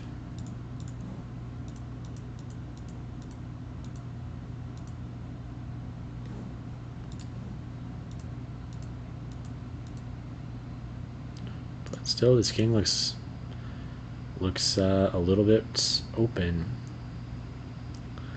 and yeah, stuff's hanging, right? But you can't get the bishop in check easily, so engine says zeros, but position doesn't look totally dry to me yet.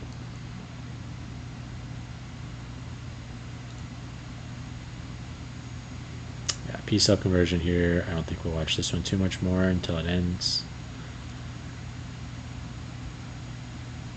So I'd say, yeah, Connor versus Eddie, which is also featured on the camera, is, I'd say, a good board to just kind of chill, see what happens for the moment.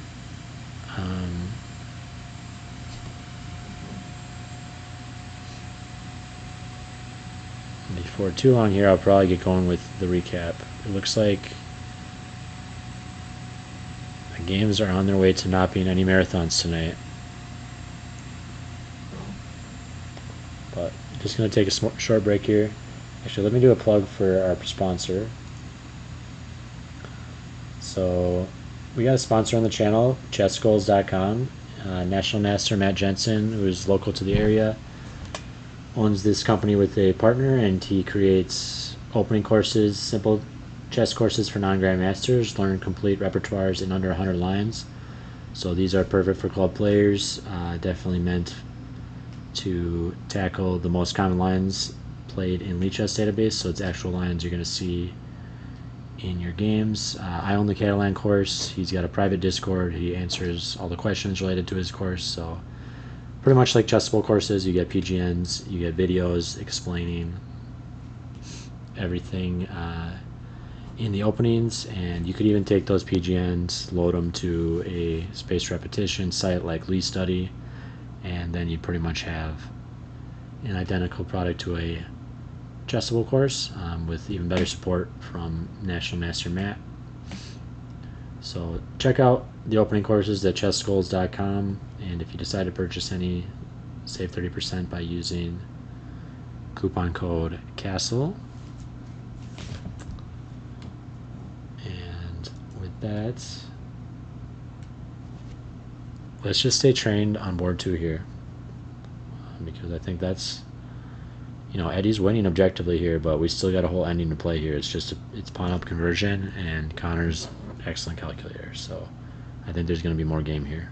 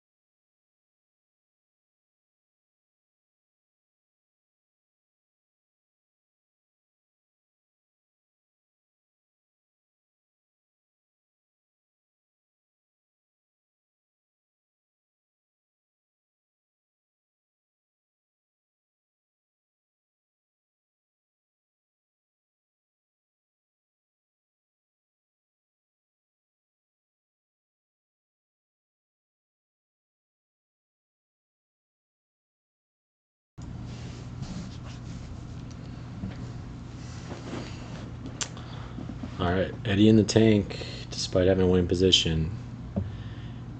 Connor 22 minutes, Eddie down to 2 minutes and 37 seconds. So, need to move a little faster, especially since his top 3 moves are all minus 2.4. It's not exactly a critical position here with huge amounts to calculate, so I think just a little bit of fear having the winning position against such a strong player.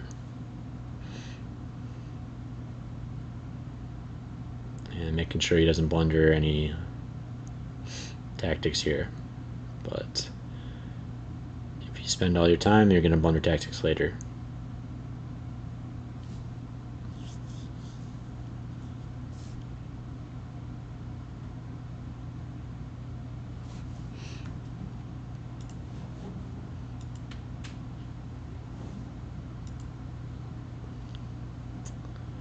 It looks like Michael against Daniel still tanked here in this. Yeah, it's a pretty critical position with lots of stuff hanging, so you can see why they're thinking here. But it's officially zeros. And we got our piece up conversion, although we're down to a lot less pawns. Still totally winning. But it's got to find the way forward.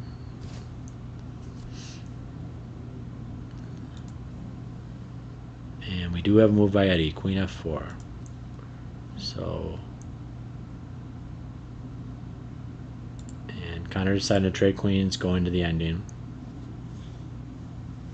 Say, I'm going to try my best just to draw this pawn down ending. Or you never know, with Connor's endings, maybe his mind says he wants to win, but draw would be a good result at this point for sure.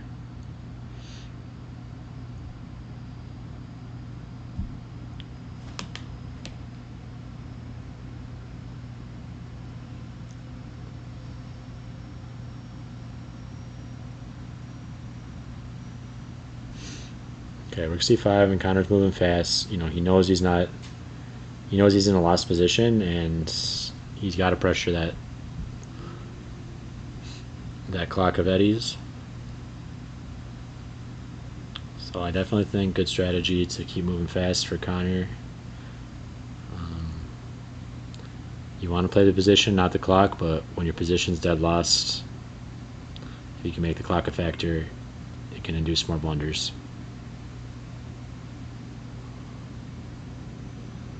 Definitely not a proponent of blitzing people out, though. If you're in a winning or equal position, you should just use your time normally. Basically ignore your opponent's clock in that case. But if you're dead lost, playing against your opponent's clock, not the worst idea.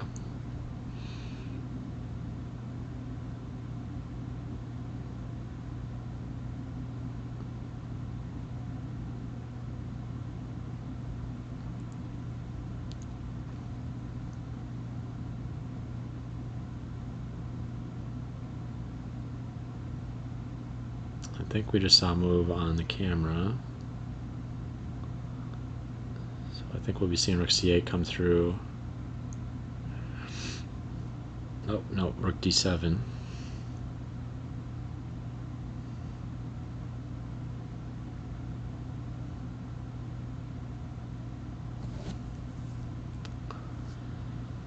So yeah, stressful game here. Anything could happen. Eddie's up a clean pawn, but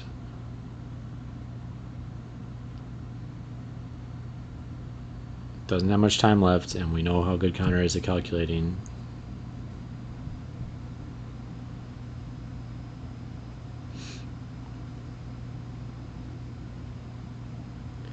Yeah, it's becoming a blitz game, and Connor's 2350 chess.com, and Eddie's around 2100. So Connor's got the blitz advantage, although Eddie definitely outplayed Connor this whole game. Just calling his bluff with the attack. But if I was in Eddie's position here, I'd be nervous too. And he just likes to calculate, double, triple check everything, doesn't mind getting down to increment.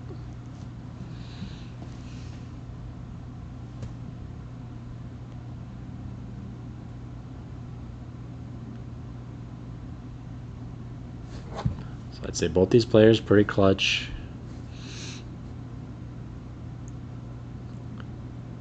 Win a lot in these situations, so it's going to be interesting to see who's more clutch here.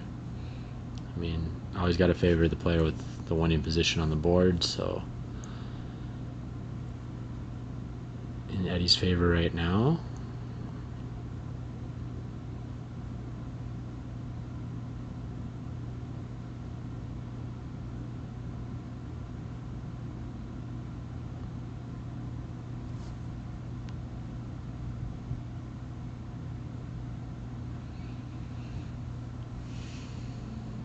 So Eddie just trying to double rooks. Looks like some ideas Connor might have is just playing b4 or getting this rook into the game. Looks like he's going here. He's trying to bait. Maybe knight h3 check. And say that knight's off sides. Looks like just going back is best. If he did jump here, you know, there's the extra pawn already gone, so we can see some of the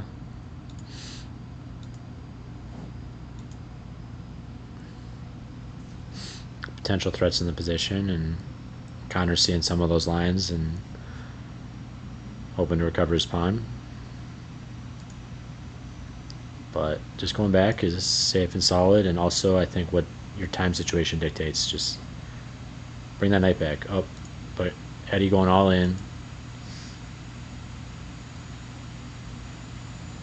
saying you can't get your knight here right now because even though my knight's on pre, it's covering that square, so get your king to h1, and then I'll bring my knight back to d5, but it's not really clear that this knight's any better placed on f3. But, you know, he's hoping, he's like, where's my fork? But it's neat to deal with this piece.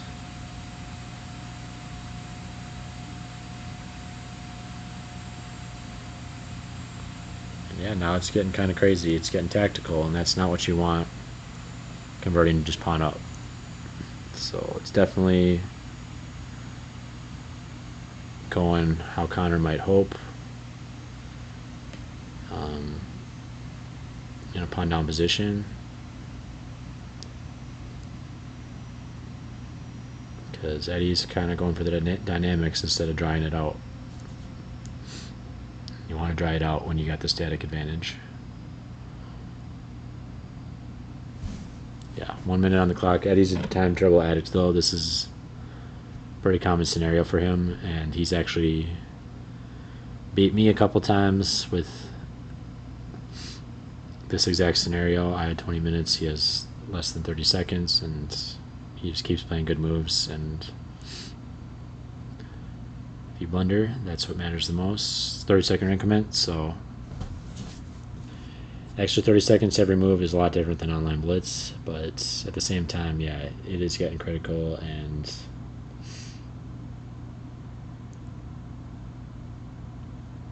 you do blunder a lot more when you're this low on time, even if you're Eddie.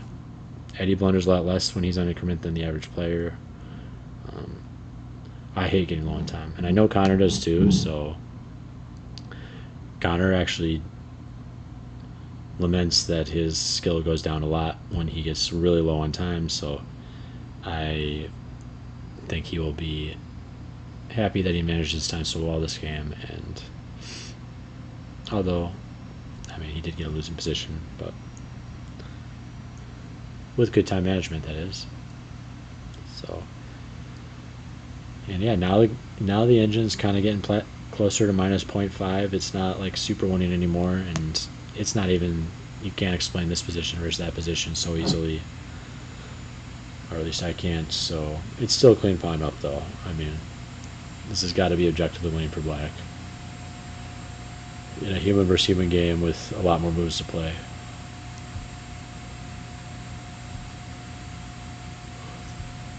But engine getting closer to zeros, minus 0.4 now. Not liking the pawn nearly as much as it used to.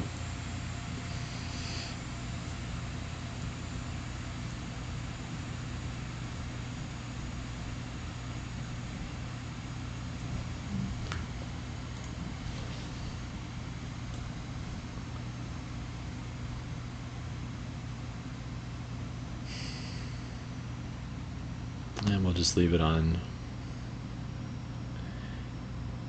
this board for now. We're going to do a recap of all the boards, but unless something crazy's happened here. Okay, here.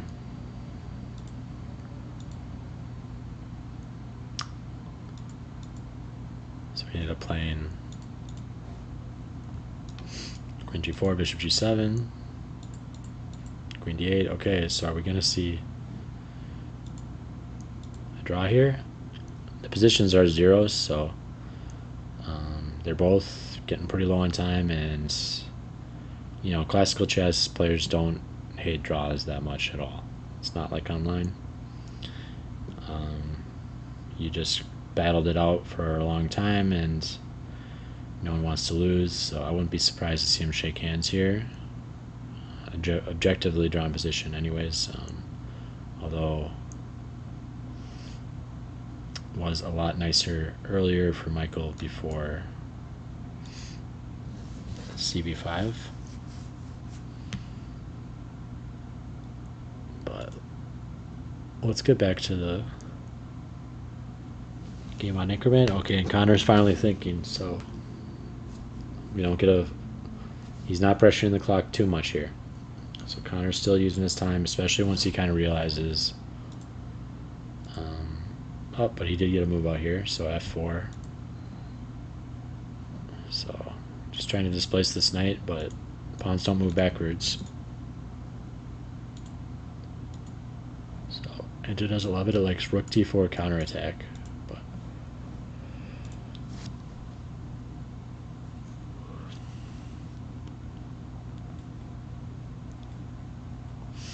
all right, but let's leave it in. This is pretty much the last interesting game. So let's leave it on this board until it concludes, and then we'll do the recap.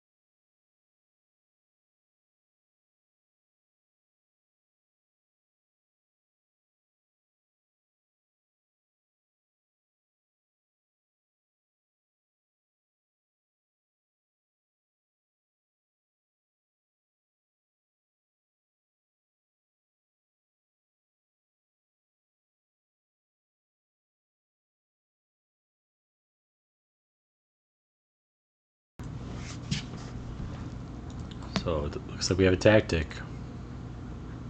And knight c6, bishop a6. So there goes the extra pawn. Yep. This is the problem playing against counter. Yep, he just gets you with these little tactics even when you're winning against him. So really got to stay tactically alert and make sure you have more time. And now we're back to total zeros, and this is actually getting rough for Eddie because now you're in an equal endgame. You have no time, and Connor's extremely good at endgames, and Connor's going to be playing for a win now.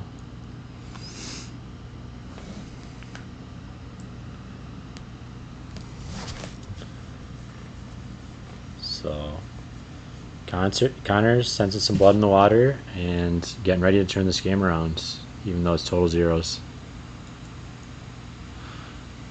But Eddie's still, hey, with the powerful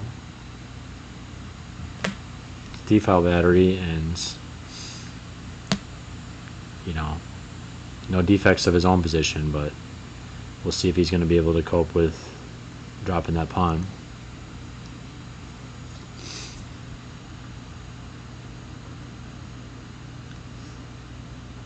And making a nice threat here. Win an exchange, 93 check.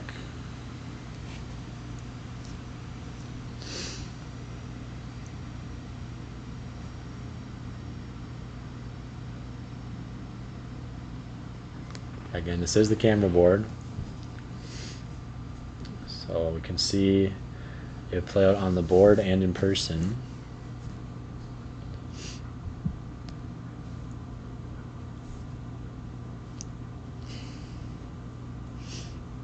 Thanks for Connor or Dane for setting up the camera this week.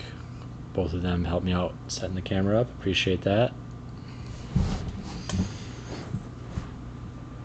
And also thank you to Dane for facilitating the Zoom call that we use for the camera feed.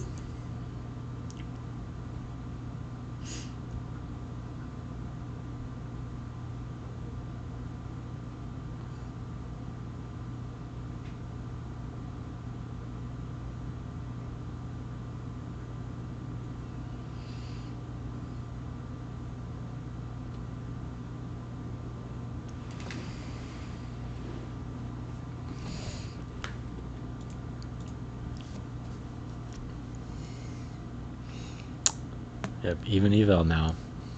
So could be anyone's game here.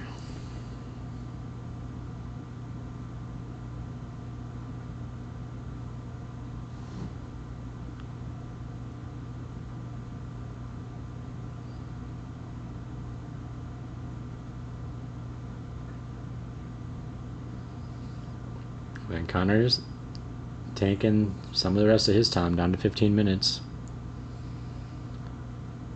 So much for all the games getting done quickly. It looks like they could use the entirety of their time and play a long endgame here with 30-second increment, so, or 30-second increment.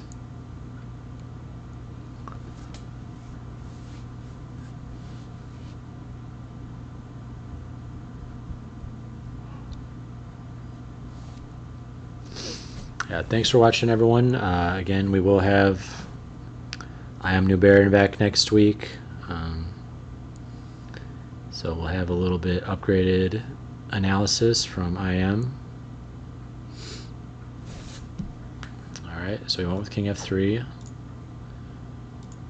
Just endgame move. Doesn't change the evaluation of the position at all, but bringing that king to the center. And yeah, defending against the 93 fork. But knight's still jumping. Okay, knight d4 check. And he can go to f2 or g2. You know, he wants to centralize though, but here you're asking for this type of check. Yeah, so he wants to stay 4 squares away from the knight. This is as far away from the knight as he can possibly get.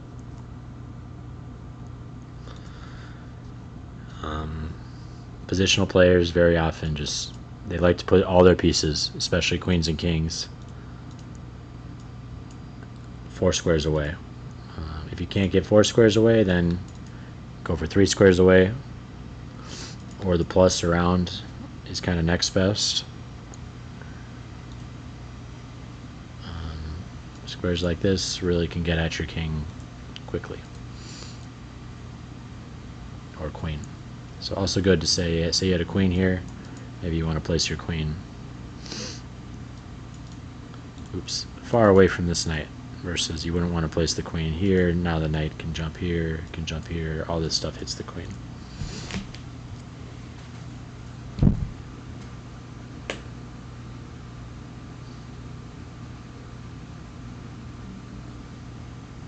But you can also play against that tendency. You can realize strong players will want to place their pieces 4 away or a plus away.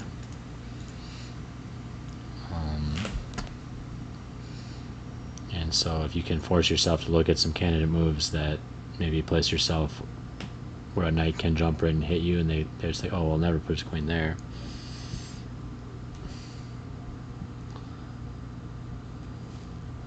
Because it's so anti-positional. The knight can attack it, but maybe it makes a big threat.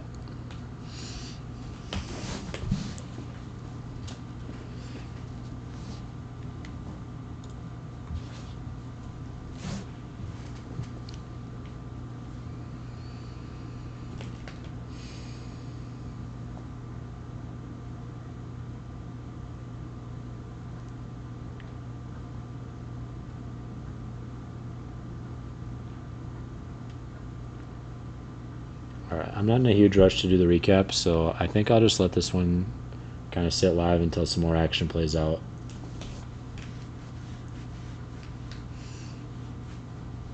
And I'll just do the recap when it finishes. So I'll just leave this live for the viewers.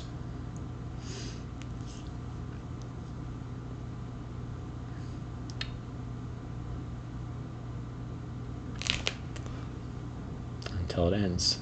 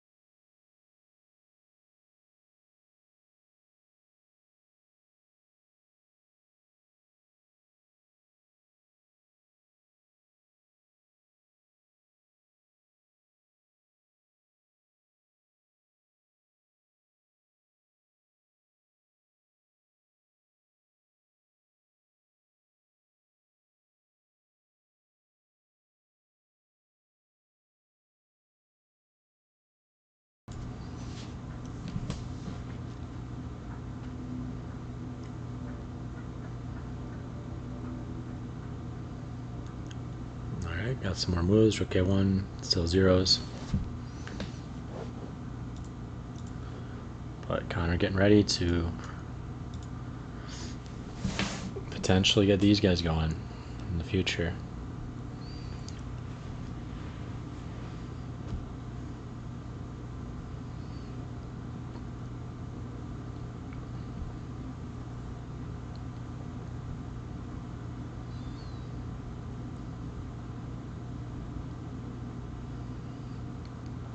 He's still playing on increment, but he's used to it.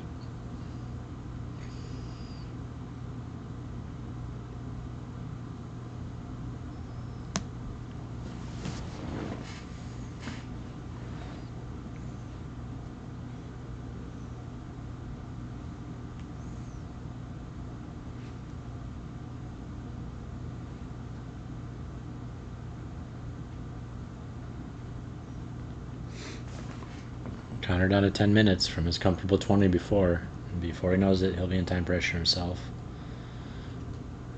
But Connor's definitely the one starting to press here psychologically for sure, even though he's in zeros, and also because he's time position.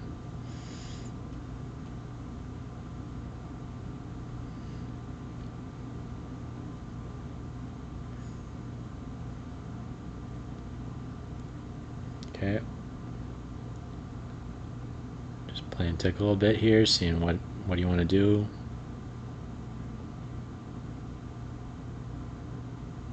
But also definitely get ready to actually play b4. It's not like that bishop is that loose, I don't believe. And still feeling comfortable. This knight's very far from the king, so looks like black's starting to be able to get some activity himself though. Okay, this would have been the better way to go. Kind of maybe also play against this, but I get that he was worried about this just coming with tempo. And yeah, I mean, this still get knight activity makes sense.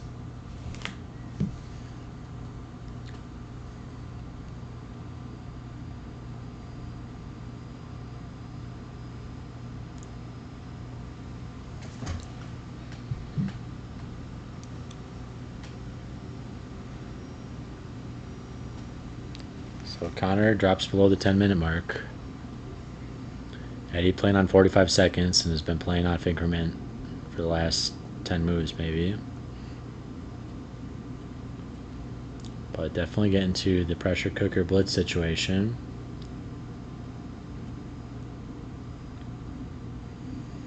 Hopefully we won't see any pieces flying like we did in Global Chess Challenge. But I think they'll get the moves in fast enough that we won't see that. And we do have increment after all.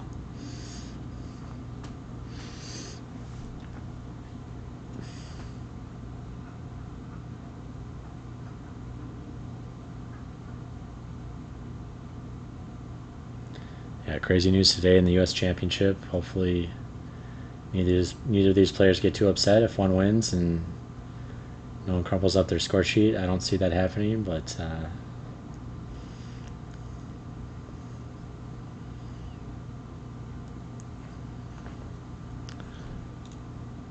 all right, and white's starting to take over slightly, but still very equal position.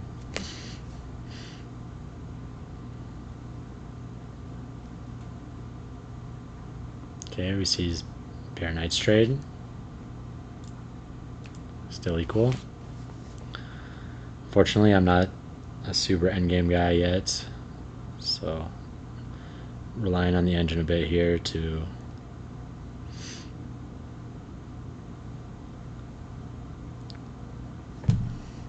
relying on the engine and the vibes.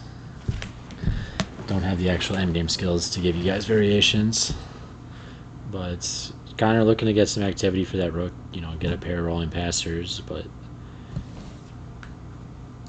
that hangs this pawn. It's just a trade, so it's just gonna be left with this one. Yeah, if I'm Eddie, well, the engine likes it best, so I'm biased, but also from a human perspective, I want to just take that pawn in this point, and at this point I'm happy with my draw as black, and I want to make sure I don't lose.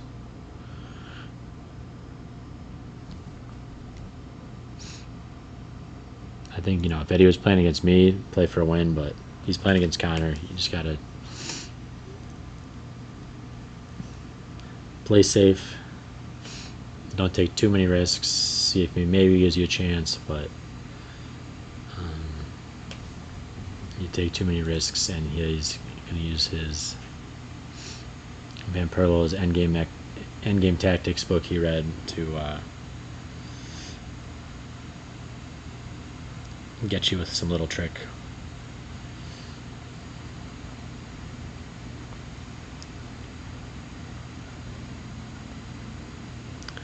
Yeah, Van Berlo's endgame tactics is some super hard endgame tactics book, and apparently that's what Connor's read along with Axel Smith's E3 Poison. So He's got those endgame tactics on lock. But Eddie's got a winning position here. I mean, maybe not winning, but Eddie's starting to take over himself again. That actually wasn't a good transformation for Connor. Eddie getting some nice activity with his rook on the second. And now Connor actually, I mean, king g3 is only a move. But you can see Connor be a madman, just give up that h-pawn, go for the center. But wouldn't be a good decision. That'd be objectively winning for Eddie after rook takes h2.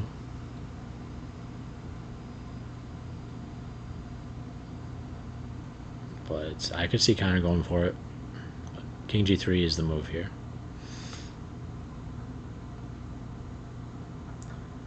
So watch the camera board here. See where he's going to move that king, because yeah, he's tanking because he's thinking, do I want to move that king to the center? You know, I guess the bishop covers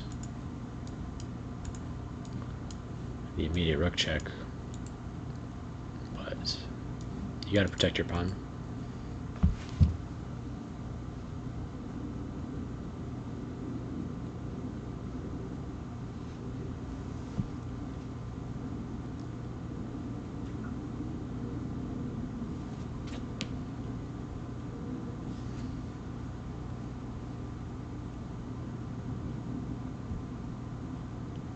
And this is what I'm talking about, that he's been playing on increments for how many moves, and he's just finding great moves for the most part. Not all the best moves, but a lot of them, and especially now, it's starting to put some pressure on Connor.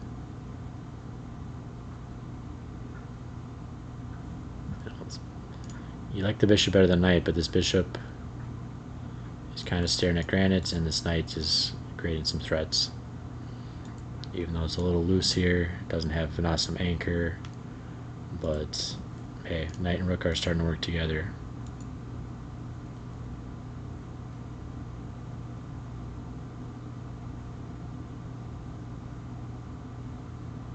Okay, Connor finds the best move, king g3.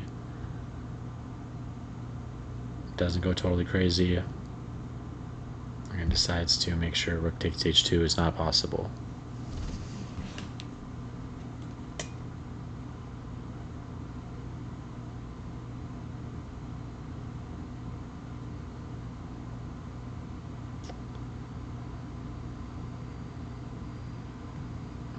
Be surprised to see knight e2 check here.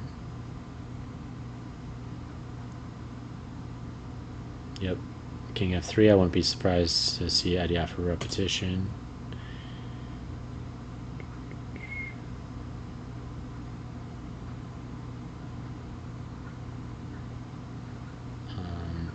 But I also wouldn't be surprised to see Connor snap that knight off. And let's do a rook endgame with my extra outside passer and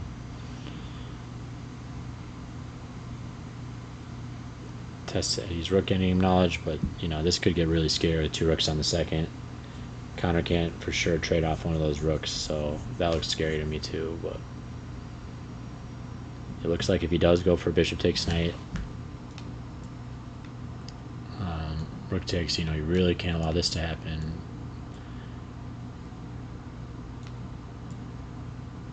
But here I guess you can. So it shows what I know, but this always annoys me in blitz games. But let's just leave it on the live position. Knight e2 check.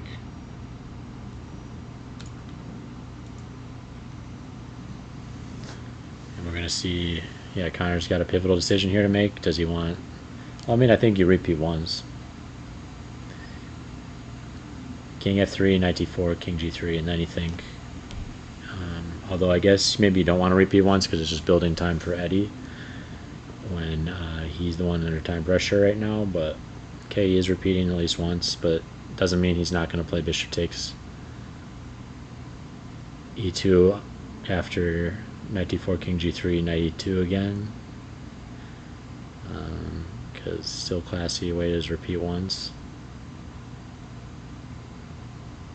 Yep, okay, and this time he's not going to g3. Connor's playing for the win. Eddie was That's also a bit of a psychological blow, at least, you know, because Eddie basically just made a draw offer. He didn't actually, but he did, and Connor declined it. So, you know, now Connor's saying, I'm playing for the win. But Eddie's used to this dynamic, too, and definitely not going to crumple under the pressure. But, you know, Eddie probably hoping, hey, let's just do the perpetual shake hands here. And Connor's like, not so quick.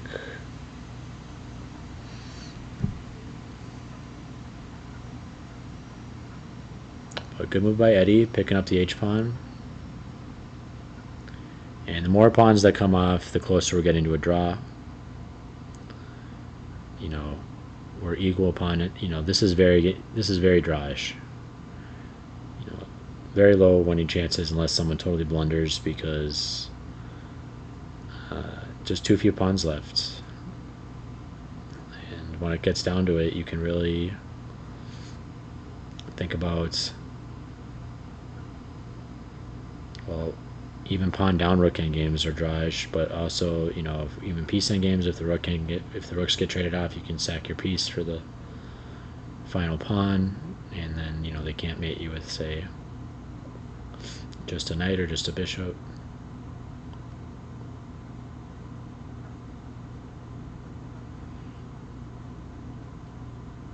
But if anyone has winning chances, probably white because they've got the outside passer. But it's pretty hard to believe this is going to end up in anything but a draw with these two players, unless we see a horrific blunder. Oh, and we just did. So King E5 is a blunder. Engine is showing Rook D8.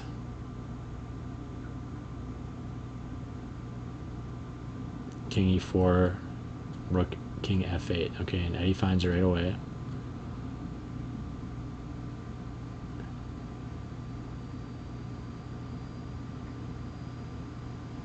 This is minus 2.8. I'm not exactly seeing why, but Engine's second best move is Rook takes F7, which makes no sense.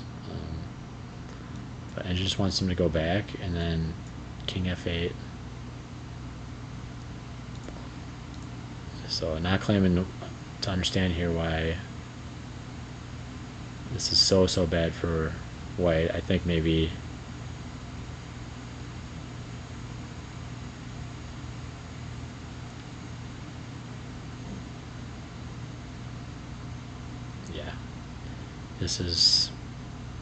it's not for a totally clear reason, but this is now minus 2.8. So this game is kind of going cardiogram. Connor overpressing here. And we got some more moves on the board, F5 and Knight C6.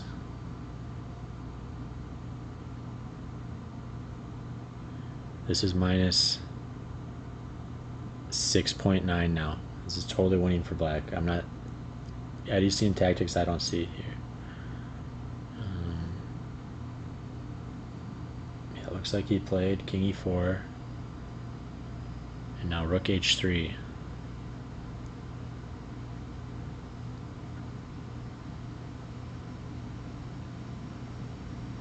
Just... This king's getting close to getting mated, I guess.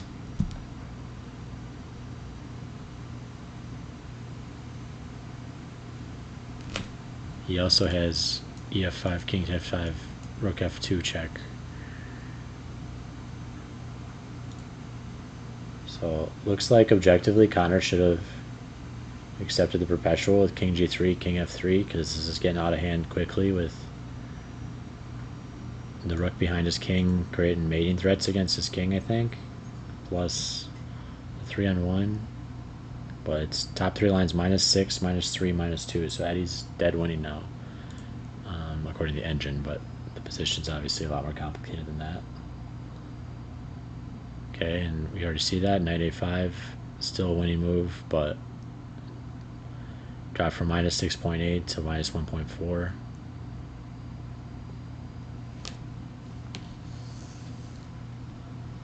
So yeah, we got a crazy endgame on our hands.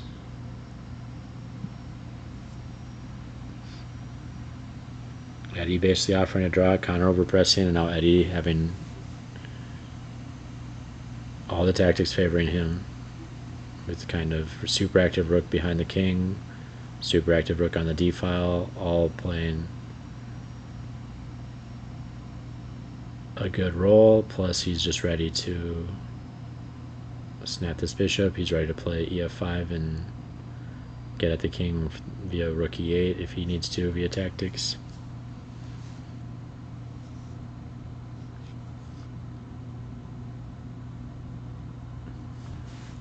Okay, knight's on the rim or dim. I mean, he probably jumped knight a5 to take that bishop, so probably going to say knight takes c4 here for sure.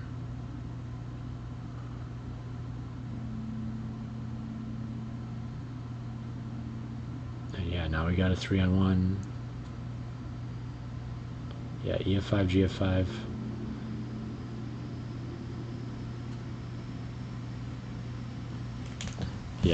Yeah, he's had on. This is what happens to him every game, and this happens a lot in classical games too, because they get 30 seconds a move is a lot of time. So yeah, Eddie though clutch here. Look, yeah, he's been playing on increment for half the game, and he's currently got a -2 position against Connor. So we'll see though. I mean, this is still not clear that you're going to win the 3 against 2.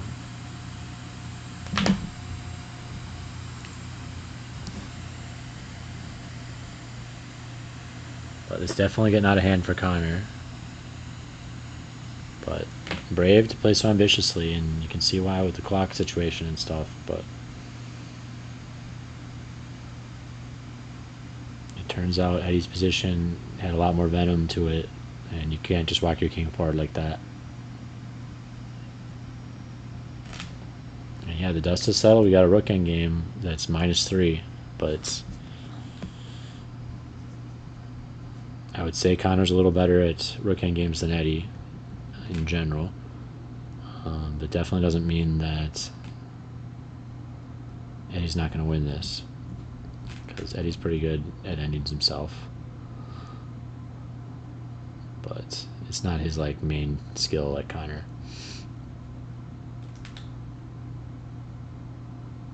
Lots of calculation goes into endings, so Connor's a calculator, and if you think about it, endings basically are calculation for the most part.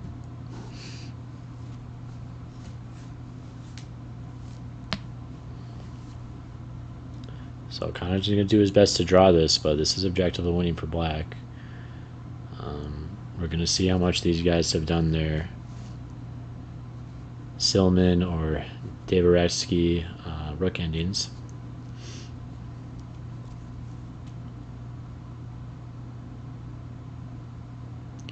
And these are the types of games that can go super late, because think of how many more moves they might make in a rook ending. Each move they get 30 more seconds, so especially you think like a weekend tournament that's 90 plus 30, someone can like keep you there till after midnight, really try to wear you out, especially if it's a drawn position like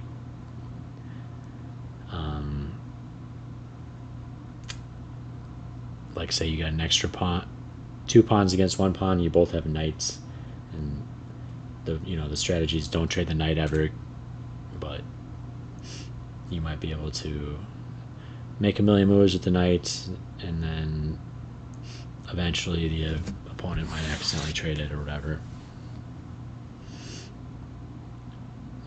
But risky strategy too to try to tire someone out past midnight, because then you'll be dead the next day and you won't have any energy for your morning round. But there definitely are some specialists that really specialize in using this 30-second increment to play 150 move games and just win subtle endings. A player like that is David Howell from England. Alright, we got rooks on the 7th now. Wow, so Connor getting some nice counterplay, but -8, -15. Okay, yep. So Eddie getting ready to mate. So if rook takes f7, we got Boom. That's impossible. So Eddie, wow. Really showing some strong play. And maybe, you know, it wasn't warranted to say that Connor outclasses him endgame skill, because this is really looking impressive, setting up a mating net. And it looks like Eddie's about to beat Connor here.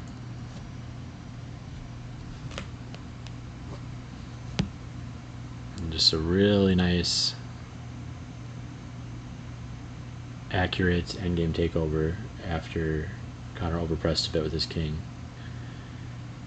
But still more to play here. But really nothing much, because rook takes f7, we got rook f2. g5, we have just bring this rook up and get ready to mate him.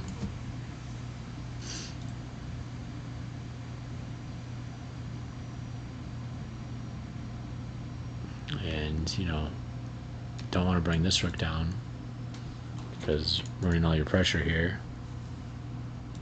But this king is in just such bad position. So these rooks are really nicely placed, but the king just about to get mated. Both these rooks and these pawns are helping a lot.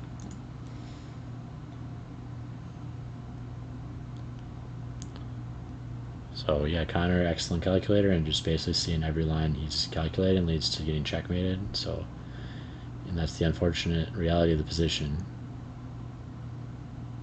There's nothing to find, but he's got 4 minutes to think here, and he's trying to find any possible resource he can. So yeah, Eddie playing on increment for 25 moves. Eventually kind of baiting an overpress and whipping out extremely accurate moves, leading to a mating net against Connor. Just, this was quite the interesting game. But also well deserved based on the opening and middle game. So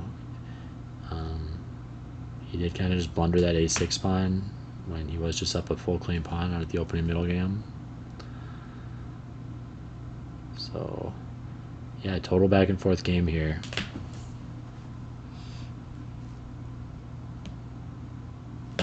Yeah, if king f4, then it's just mate in 2. So no way he's going for that.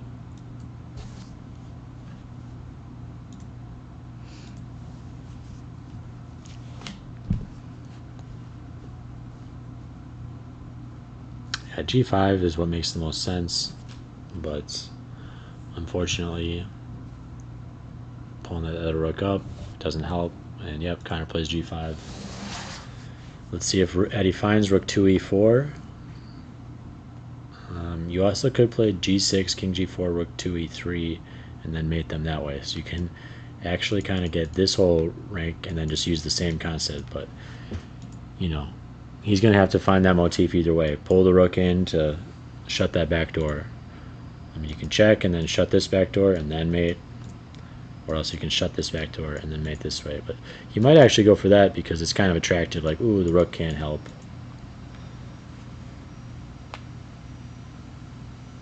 Oh, tragedy. Eddie plays rook e4, and Connor's, I know Connor saw the mate there, so Connor's breathing sigh of relief. So finally Eddie's time pressure catching up with him. And massive blunder here, letting Connor's king out of the mating net.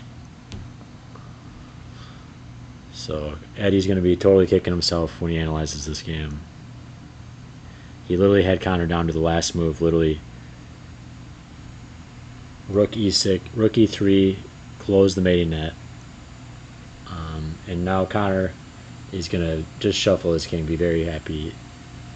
Yeah, he's probably going towards the bottom of the board. He saw the mating net, so I think he's just going to go down to f2 and be happy with allowing Eddie to perpetual him. And Eddie's going to be happy to make the perpetual at this point with Connor's rooks on the 7th. But wow, huge missed chance for Eddie at the end. ensnared Connor in a mating net and just missed the final move to close it.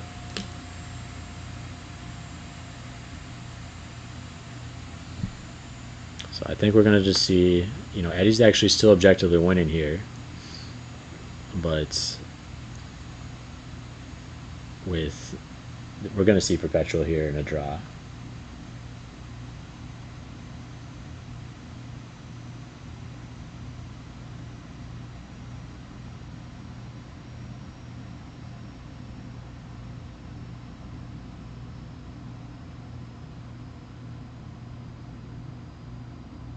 So Connor, wow.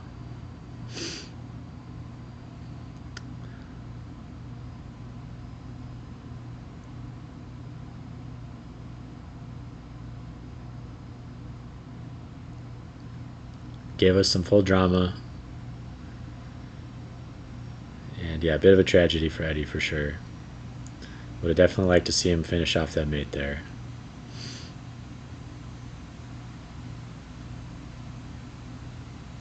But, you know, hopefully sometime in a future game, I'm going to just pull a rook up like that, just closing the mating net and, you know, throwing out to Eddie for helping me find that pattern.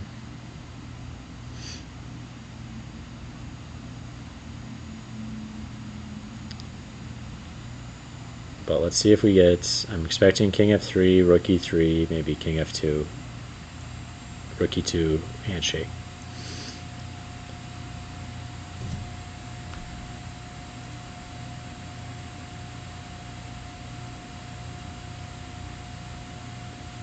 And looks like that is the result. Oh, not quite yet. Still a few more moves.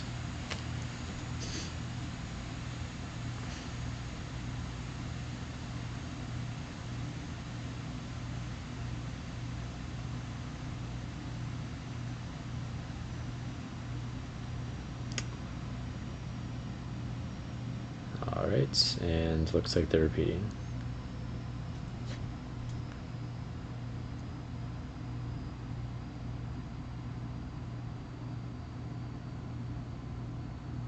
So I see we have 10 viewers. Thank you so much for viewing, everyone. Hopefully you have a couple players from tonight. We're going to go ahead and do a recap here. Okay. Keeping them at the bottom.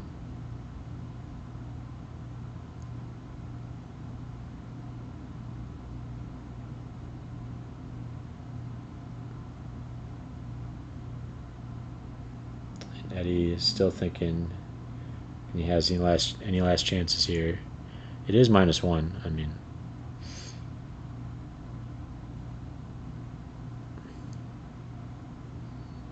I feel like just how the game's gone though, he's just going to take the perpetual, especially with those rooks sitting on the 7th.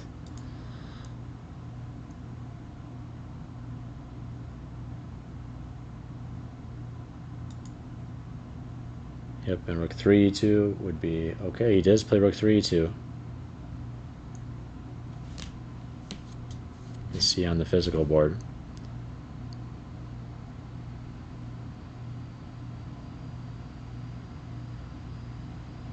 So Eddie not quite ready to call it yet.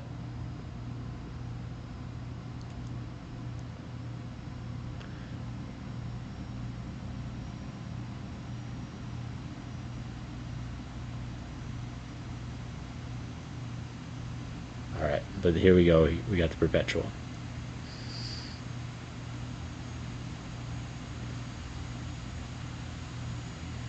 Alright, so that's the game here, ended in perpetual. So let's go ahead and get started with the recap.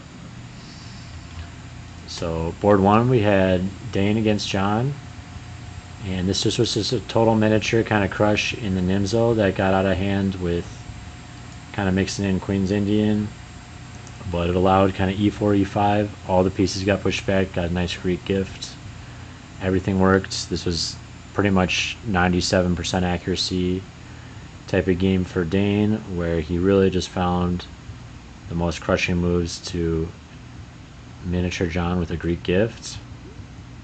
So very impressive game by Dane.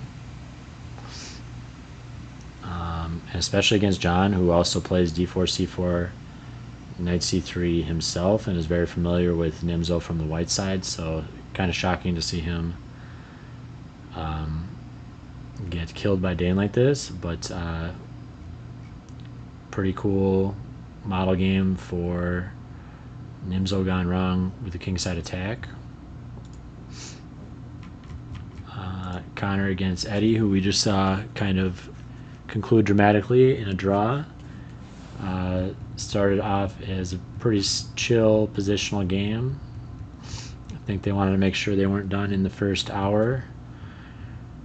And Connor, you know, kind of, I think, playing a little bit antithetical to his IQP position, just allowing all these piece trades and playing on the queen side when maybe he could potentially set up a king side attack. Also kind of trading here before rook lift, maybe not totally necessary, could have stayed flexible. And this was a little bit dubious going for this king side attack with the rook lift, because there's a lot of pressure on this d4 pawn, and you basically have to pitch this pawn in order to attempt an attack, but you don't have enough pieces to attack. So this objectively was just great for Eddie. Free central pawn, free extra pawn here, and objectively winning.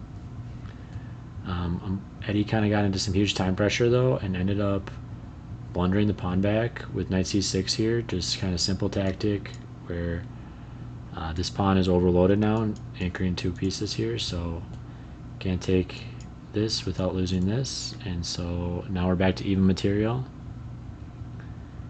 And we kind of had some maneuvering with Eddie playing on increment the whole time. Connor kind of getting finally down into a little bit of time pressure. And Connor feeling a little bit of the time pressure here because we kind of had a draw for repetition here early on, and we could have just gone back and forth here. This probably would have been the objective way to end the game for both players at this point, but Connor deciding to just be brave, go forward with king e4, and this was super risky with the rook behind his king because he actually ended up getting trapped in a mating net. So Eddie actually totally winning in this position. Trading the bishop wasn't totally necessary, but here found all the correct moves, best move in the position. Connor in total trouble here because he's about to get mated. Boom, boom, mate. But g5, Eddie needed to find one more good move here. Rook e4 would have just totally closed a mating net around white's king. And, you know, he could have played something like this to block it, but then you're just going to play g6, king f6, and just do it this way. So this is why it's so good. But Eddie, unfortunately, wasn't tuned in to the concept of closing the mating net, and here just bailed out with check, which allows the king out, and now we ended up in a perpetual. So very back and forth game, and Eddie even one move away from a forced checkmate, but ended in a placid draw.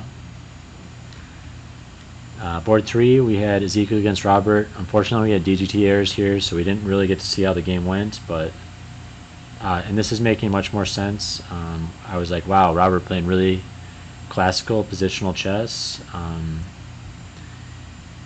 Yeah, this was the game we had originally broadcasting for them, and I was like, wow, Robert, positional, when he's a crazy attacker. But it looks like after the DGT error was fixed, this must be the real game, and we have a kind of Grand Prix Sicilian with a crazy g5, so much more in Robert's style. So didn't fully cover this. I guess we'll just kind of recap it since it was kind of corrupted throughout the night. Unfortunately, we didn't get to cover it properly. Sorry to Ezekiel and Robert. But we got this crazy g5. Okay. And looks like we kind of had a wild tactical game where, okay, even rook takes, yeah, Robert getting totally crazy here. What are you doing? Rook for a pawn here? So Robert in an equal position totally sacrificing here, so totally self-inflicted injuries. And white's +3 here. Went on to convert this extra material. So yeah, Robert doing nonsensical sacrifice on B2, and Ezekiel just took that extra material and converted it. So Robert going too crazy in his games for sure.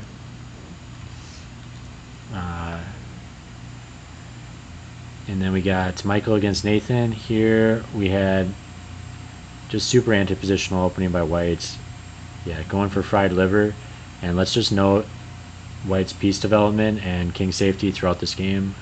Never gets his pieces developed, never gets his king castled, and black just basically plays pretty normal positional moves besides f5 that's coming later, and then f5 still made sense with attempt to kind of take over this game. And let's look at black, who followed kind of development from now on, and white is just totally undeveloped, has pieces floundering on the queen side. So it makes perfect sense why this kind of turned into, yeah, and even e-files opened here, given several moves to castle, just leaves his king in the center.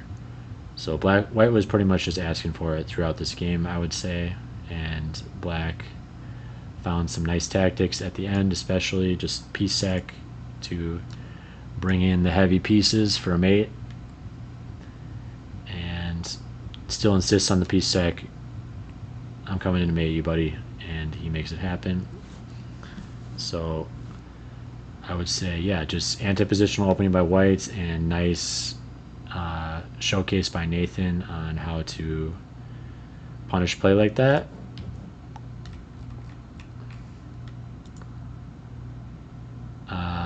We got Daniel against Michael, and here we had kind of, okay, a two knights Caro that kind of turned theory I don't totally understand, but you know, kind of got to a little bit nicer position for white, I'd say, with the 4-on-3. But it looks like black gets nice development out of it, is probably the nice trade-offs.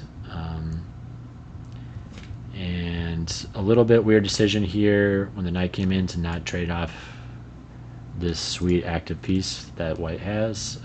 Definitely I'd say rook e7 is a positional mistake, but still kind of gets, yeah, because now he gets the bishop for the knight instead of the bishop, and so this is kind of unopposed light square bishop, but doesn't really get punished for that bishop pair because kind of quickly blocks its exit and just forces it to trade off here anyways. So now we're kind of back to even Steven. You know, and here we actually had a little bit of a tactical blunder by Daniel. Needed to see bishop takes is forced here just because we've got after rook takes, we've got queen hitting the loose bishop, hitting the loose pawn, and that wins a pawn. So that actually happened in the game. Michael found the nice tactic, won his pawn, and now he's in conversion mode, just up a clean pawn. But unfortunately here, played here, allowed Daniel actually had a chance to really get a rolling passer if he had seen that, and that would have potentially even been, yeah, I guess not better for white, but totally equalizing.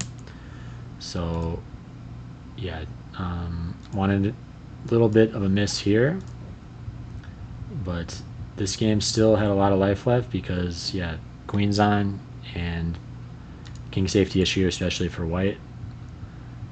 But you can tell black does too, and here we ended up just, you know, that king safety issue of black's as well. Isn't anything to worry about for getting mated, but was enough to worry about for the perpetual, so we just had a draw here. Asher against Mitchell. We had king's pawn game with kind of 4 knights Vienna, and goes to show, yeah, it really these bishop g5, knight d5, or potentially these ideas in the 4 knights look to be extremely potent, because that was big chance for white this game just to jump with knight d5 right here, and they could have ended up forcing the fracture of this pawn structure, and gone on to continue to attack that king throughout the rest of the game. So miss there. And looks like here though it actually kind of worked out where he got this nice bishop, but still Mitchell not quite going about completing his development properly. You know, even so I would say definitely kind of opening win by white, but yeah, white found this nice tactic too with knight takes e5 and a fork afterwards, so this was a nice win of material, led to a +2 advantage.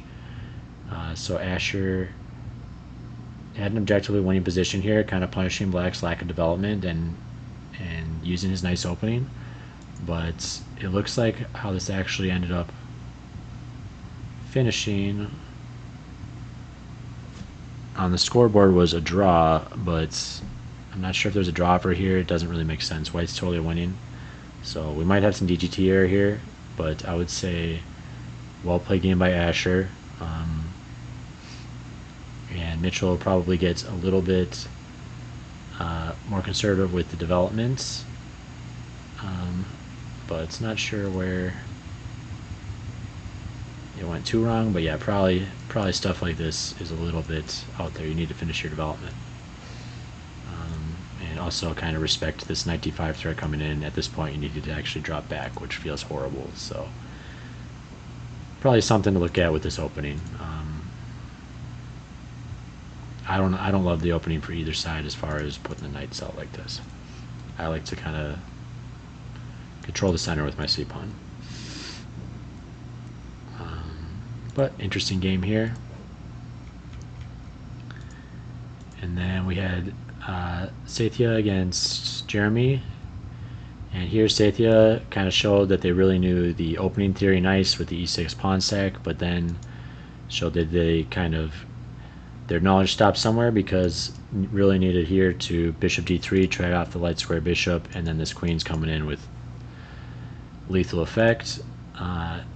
But instead g5 really kind of gave black a ton of rook activity. Black actually used that immediately to spot a nice tactic against this queen.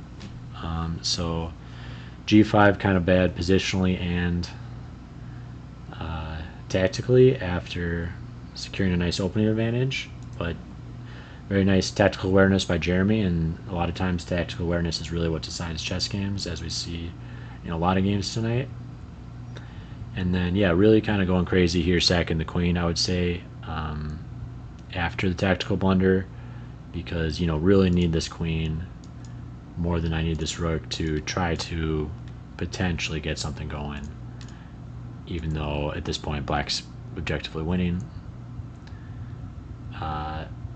And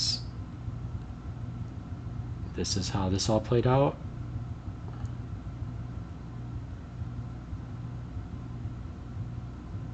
And the queen is just too much, and eventually dropped a piece and resigned. But these pawns would have rolled and the miners wouldn't have been able to deal with them. And final game here, we have Ralph against Andrew. We had a queen's pawn game, symmetrical Kale. Looks like Ralph's positional player just likes to play a chill system with whites, which is fine. Capturing the piece, a little controversial here. Pawn takes definitely would have been more positional. And here I believe we had, yeah, we just had bishop d3. Let's get going with our IQP type planning, and we want to attack anyways, so let's just shift to our attacking diagonal. Would have been nice. Here we got, and here we actually just had a kind of crazy, so Robert did it on board 3, and Andrew did it here on board 8. Kind of self-inflicted injuries, just piece sack for no reason, and the opposite side is going to just collect that extra material and convert it. So, I mean, his reason was these connected pastures, but it didn't turn out that way because he was forced to trade queens, and now we've got the piece just for these kind of ugly doubled A pawns. But to Andrew's credit, he actually made Ralph find an only move later. So something went a little wrong in the technique when you're up a piece like this, and yeah, you're having to find Rook D8 only move to stop Rook B1 from coming in. So yeah, up a full piece, definitely not super happy if I have to find only moves, but thankfully Ralph did find his only move, deflected that rook away from Rook B1, so now he can just pick up this rook, pick up this knight. If he had taken here, this would have been disaster. Potentially. Still winning, honestly. Well, this is winning for black, actually, so. I thought I was winning for white maybe still, but no, now you can take here, and you're threatening to play check and queen. So, great chance by Andrew to try to get some counterplay, but unfortunately Ralph was tactically aware tonight and just went ahead and converted his extra piece. So let's just see this.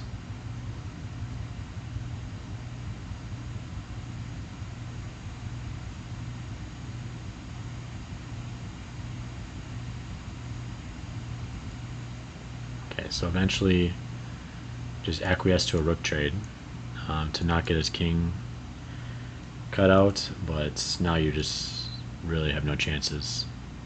So I don't think rook trade was appropriate, but probably just ready to call it.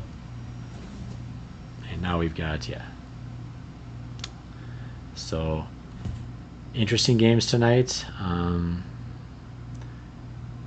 Yeah, board 1 total crush miniature, very cool attack to see. Board 2, yeah, very cool game. Sad tragedy at the end that Eddie didn't find the mating net. But all right, well, we're gonna call it here for tonight. We will be back next week, and we will have the IM on. So gonna have some upgraded commentary with a lot higher rated player. So please tune in next week. And thank you, everyone, for tuning in tonight. Bye.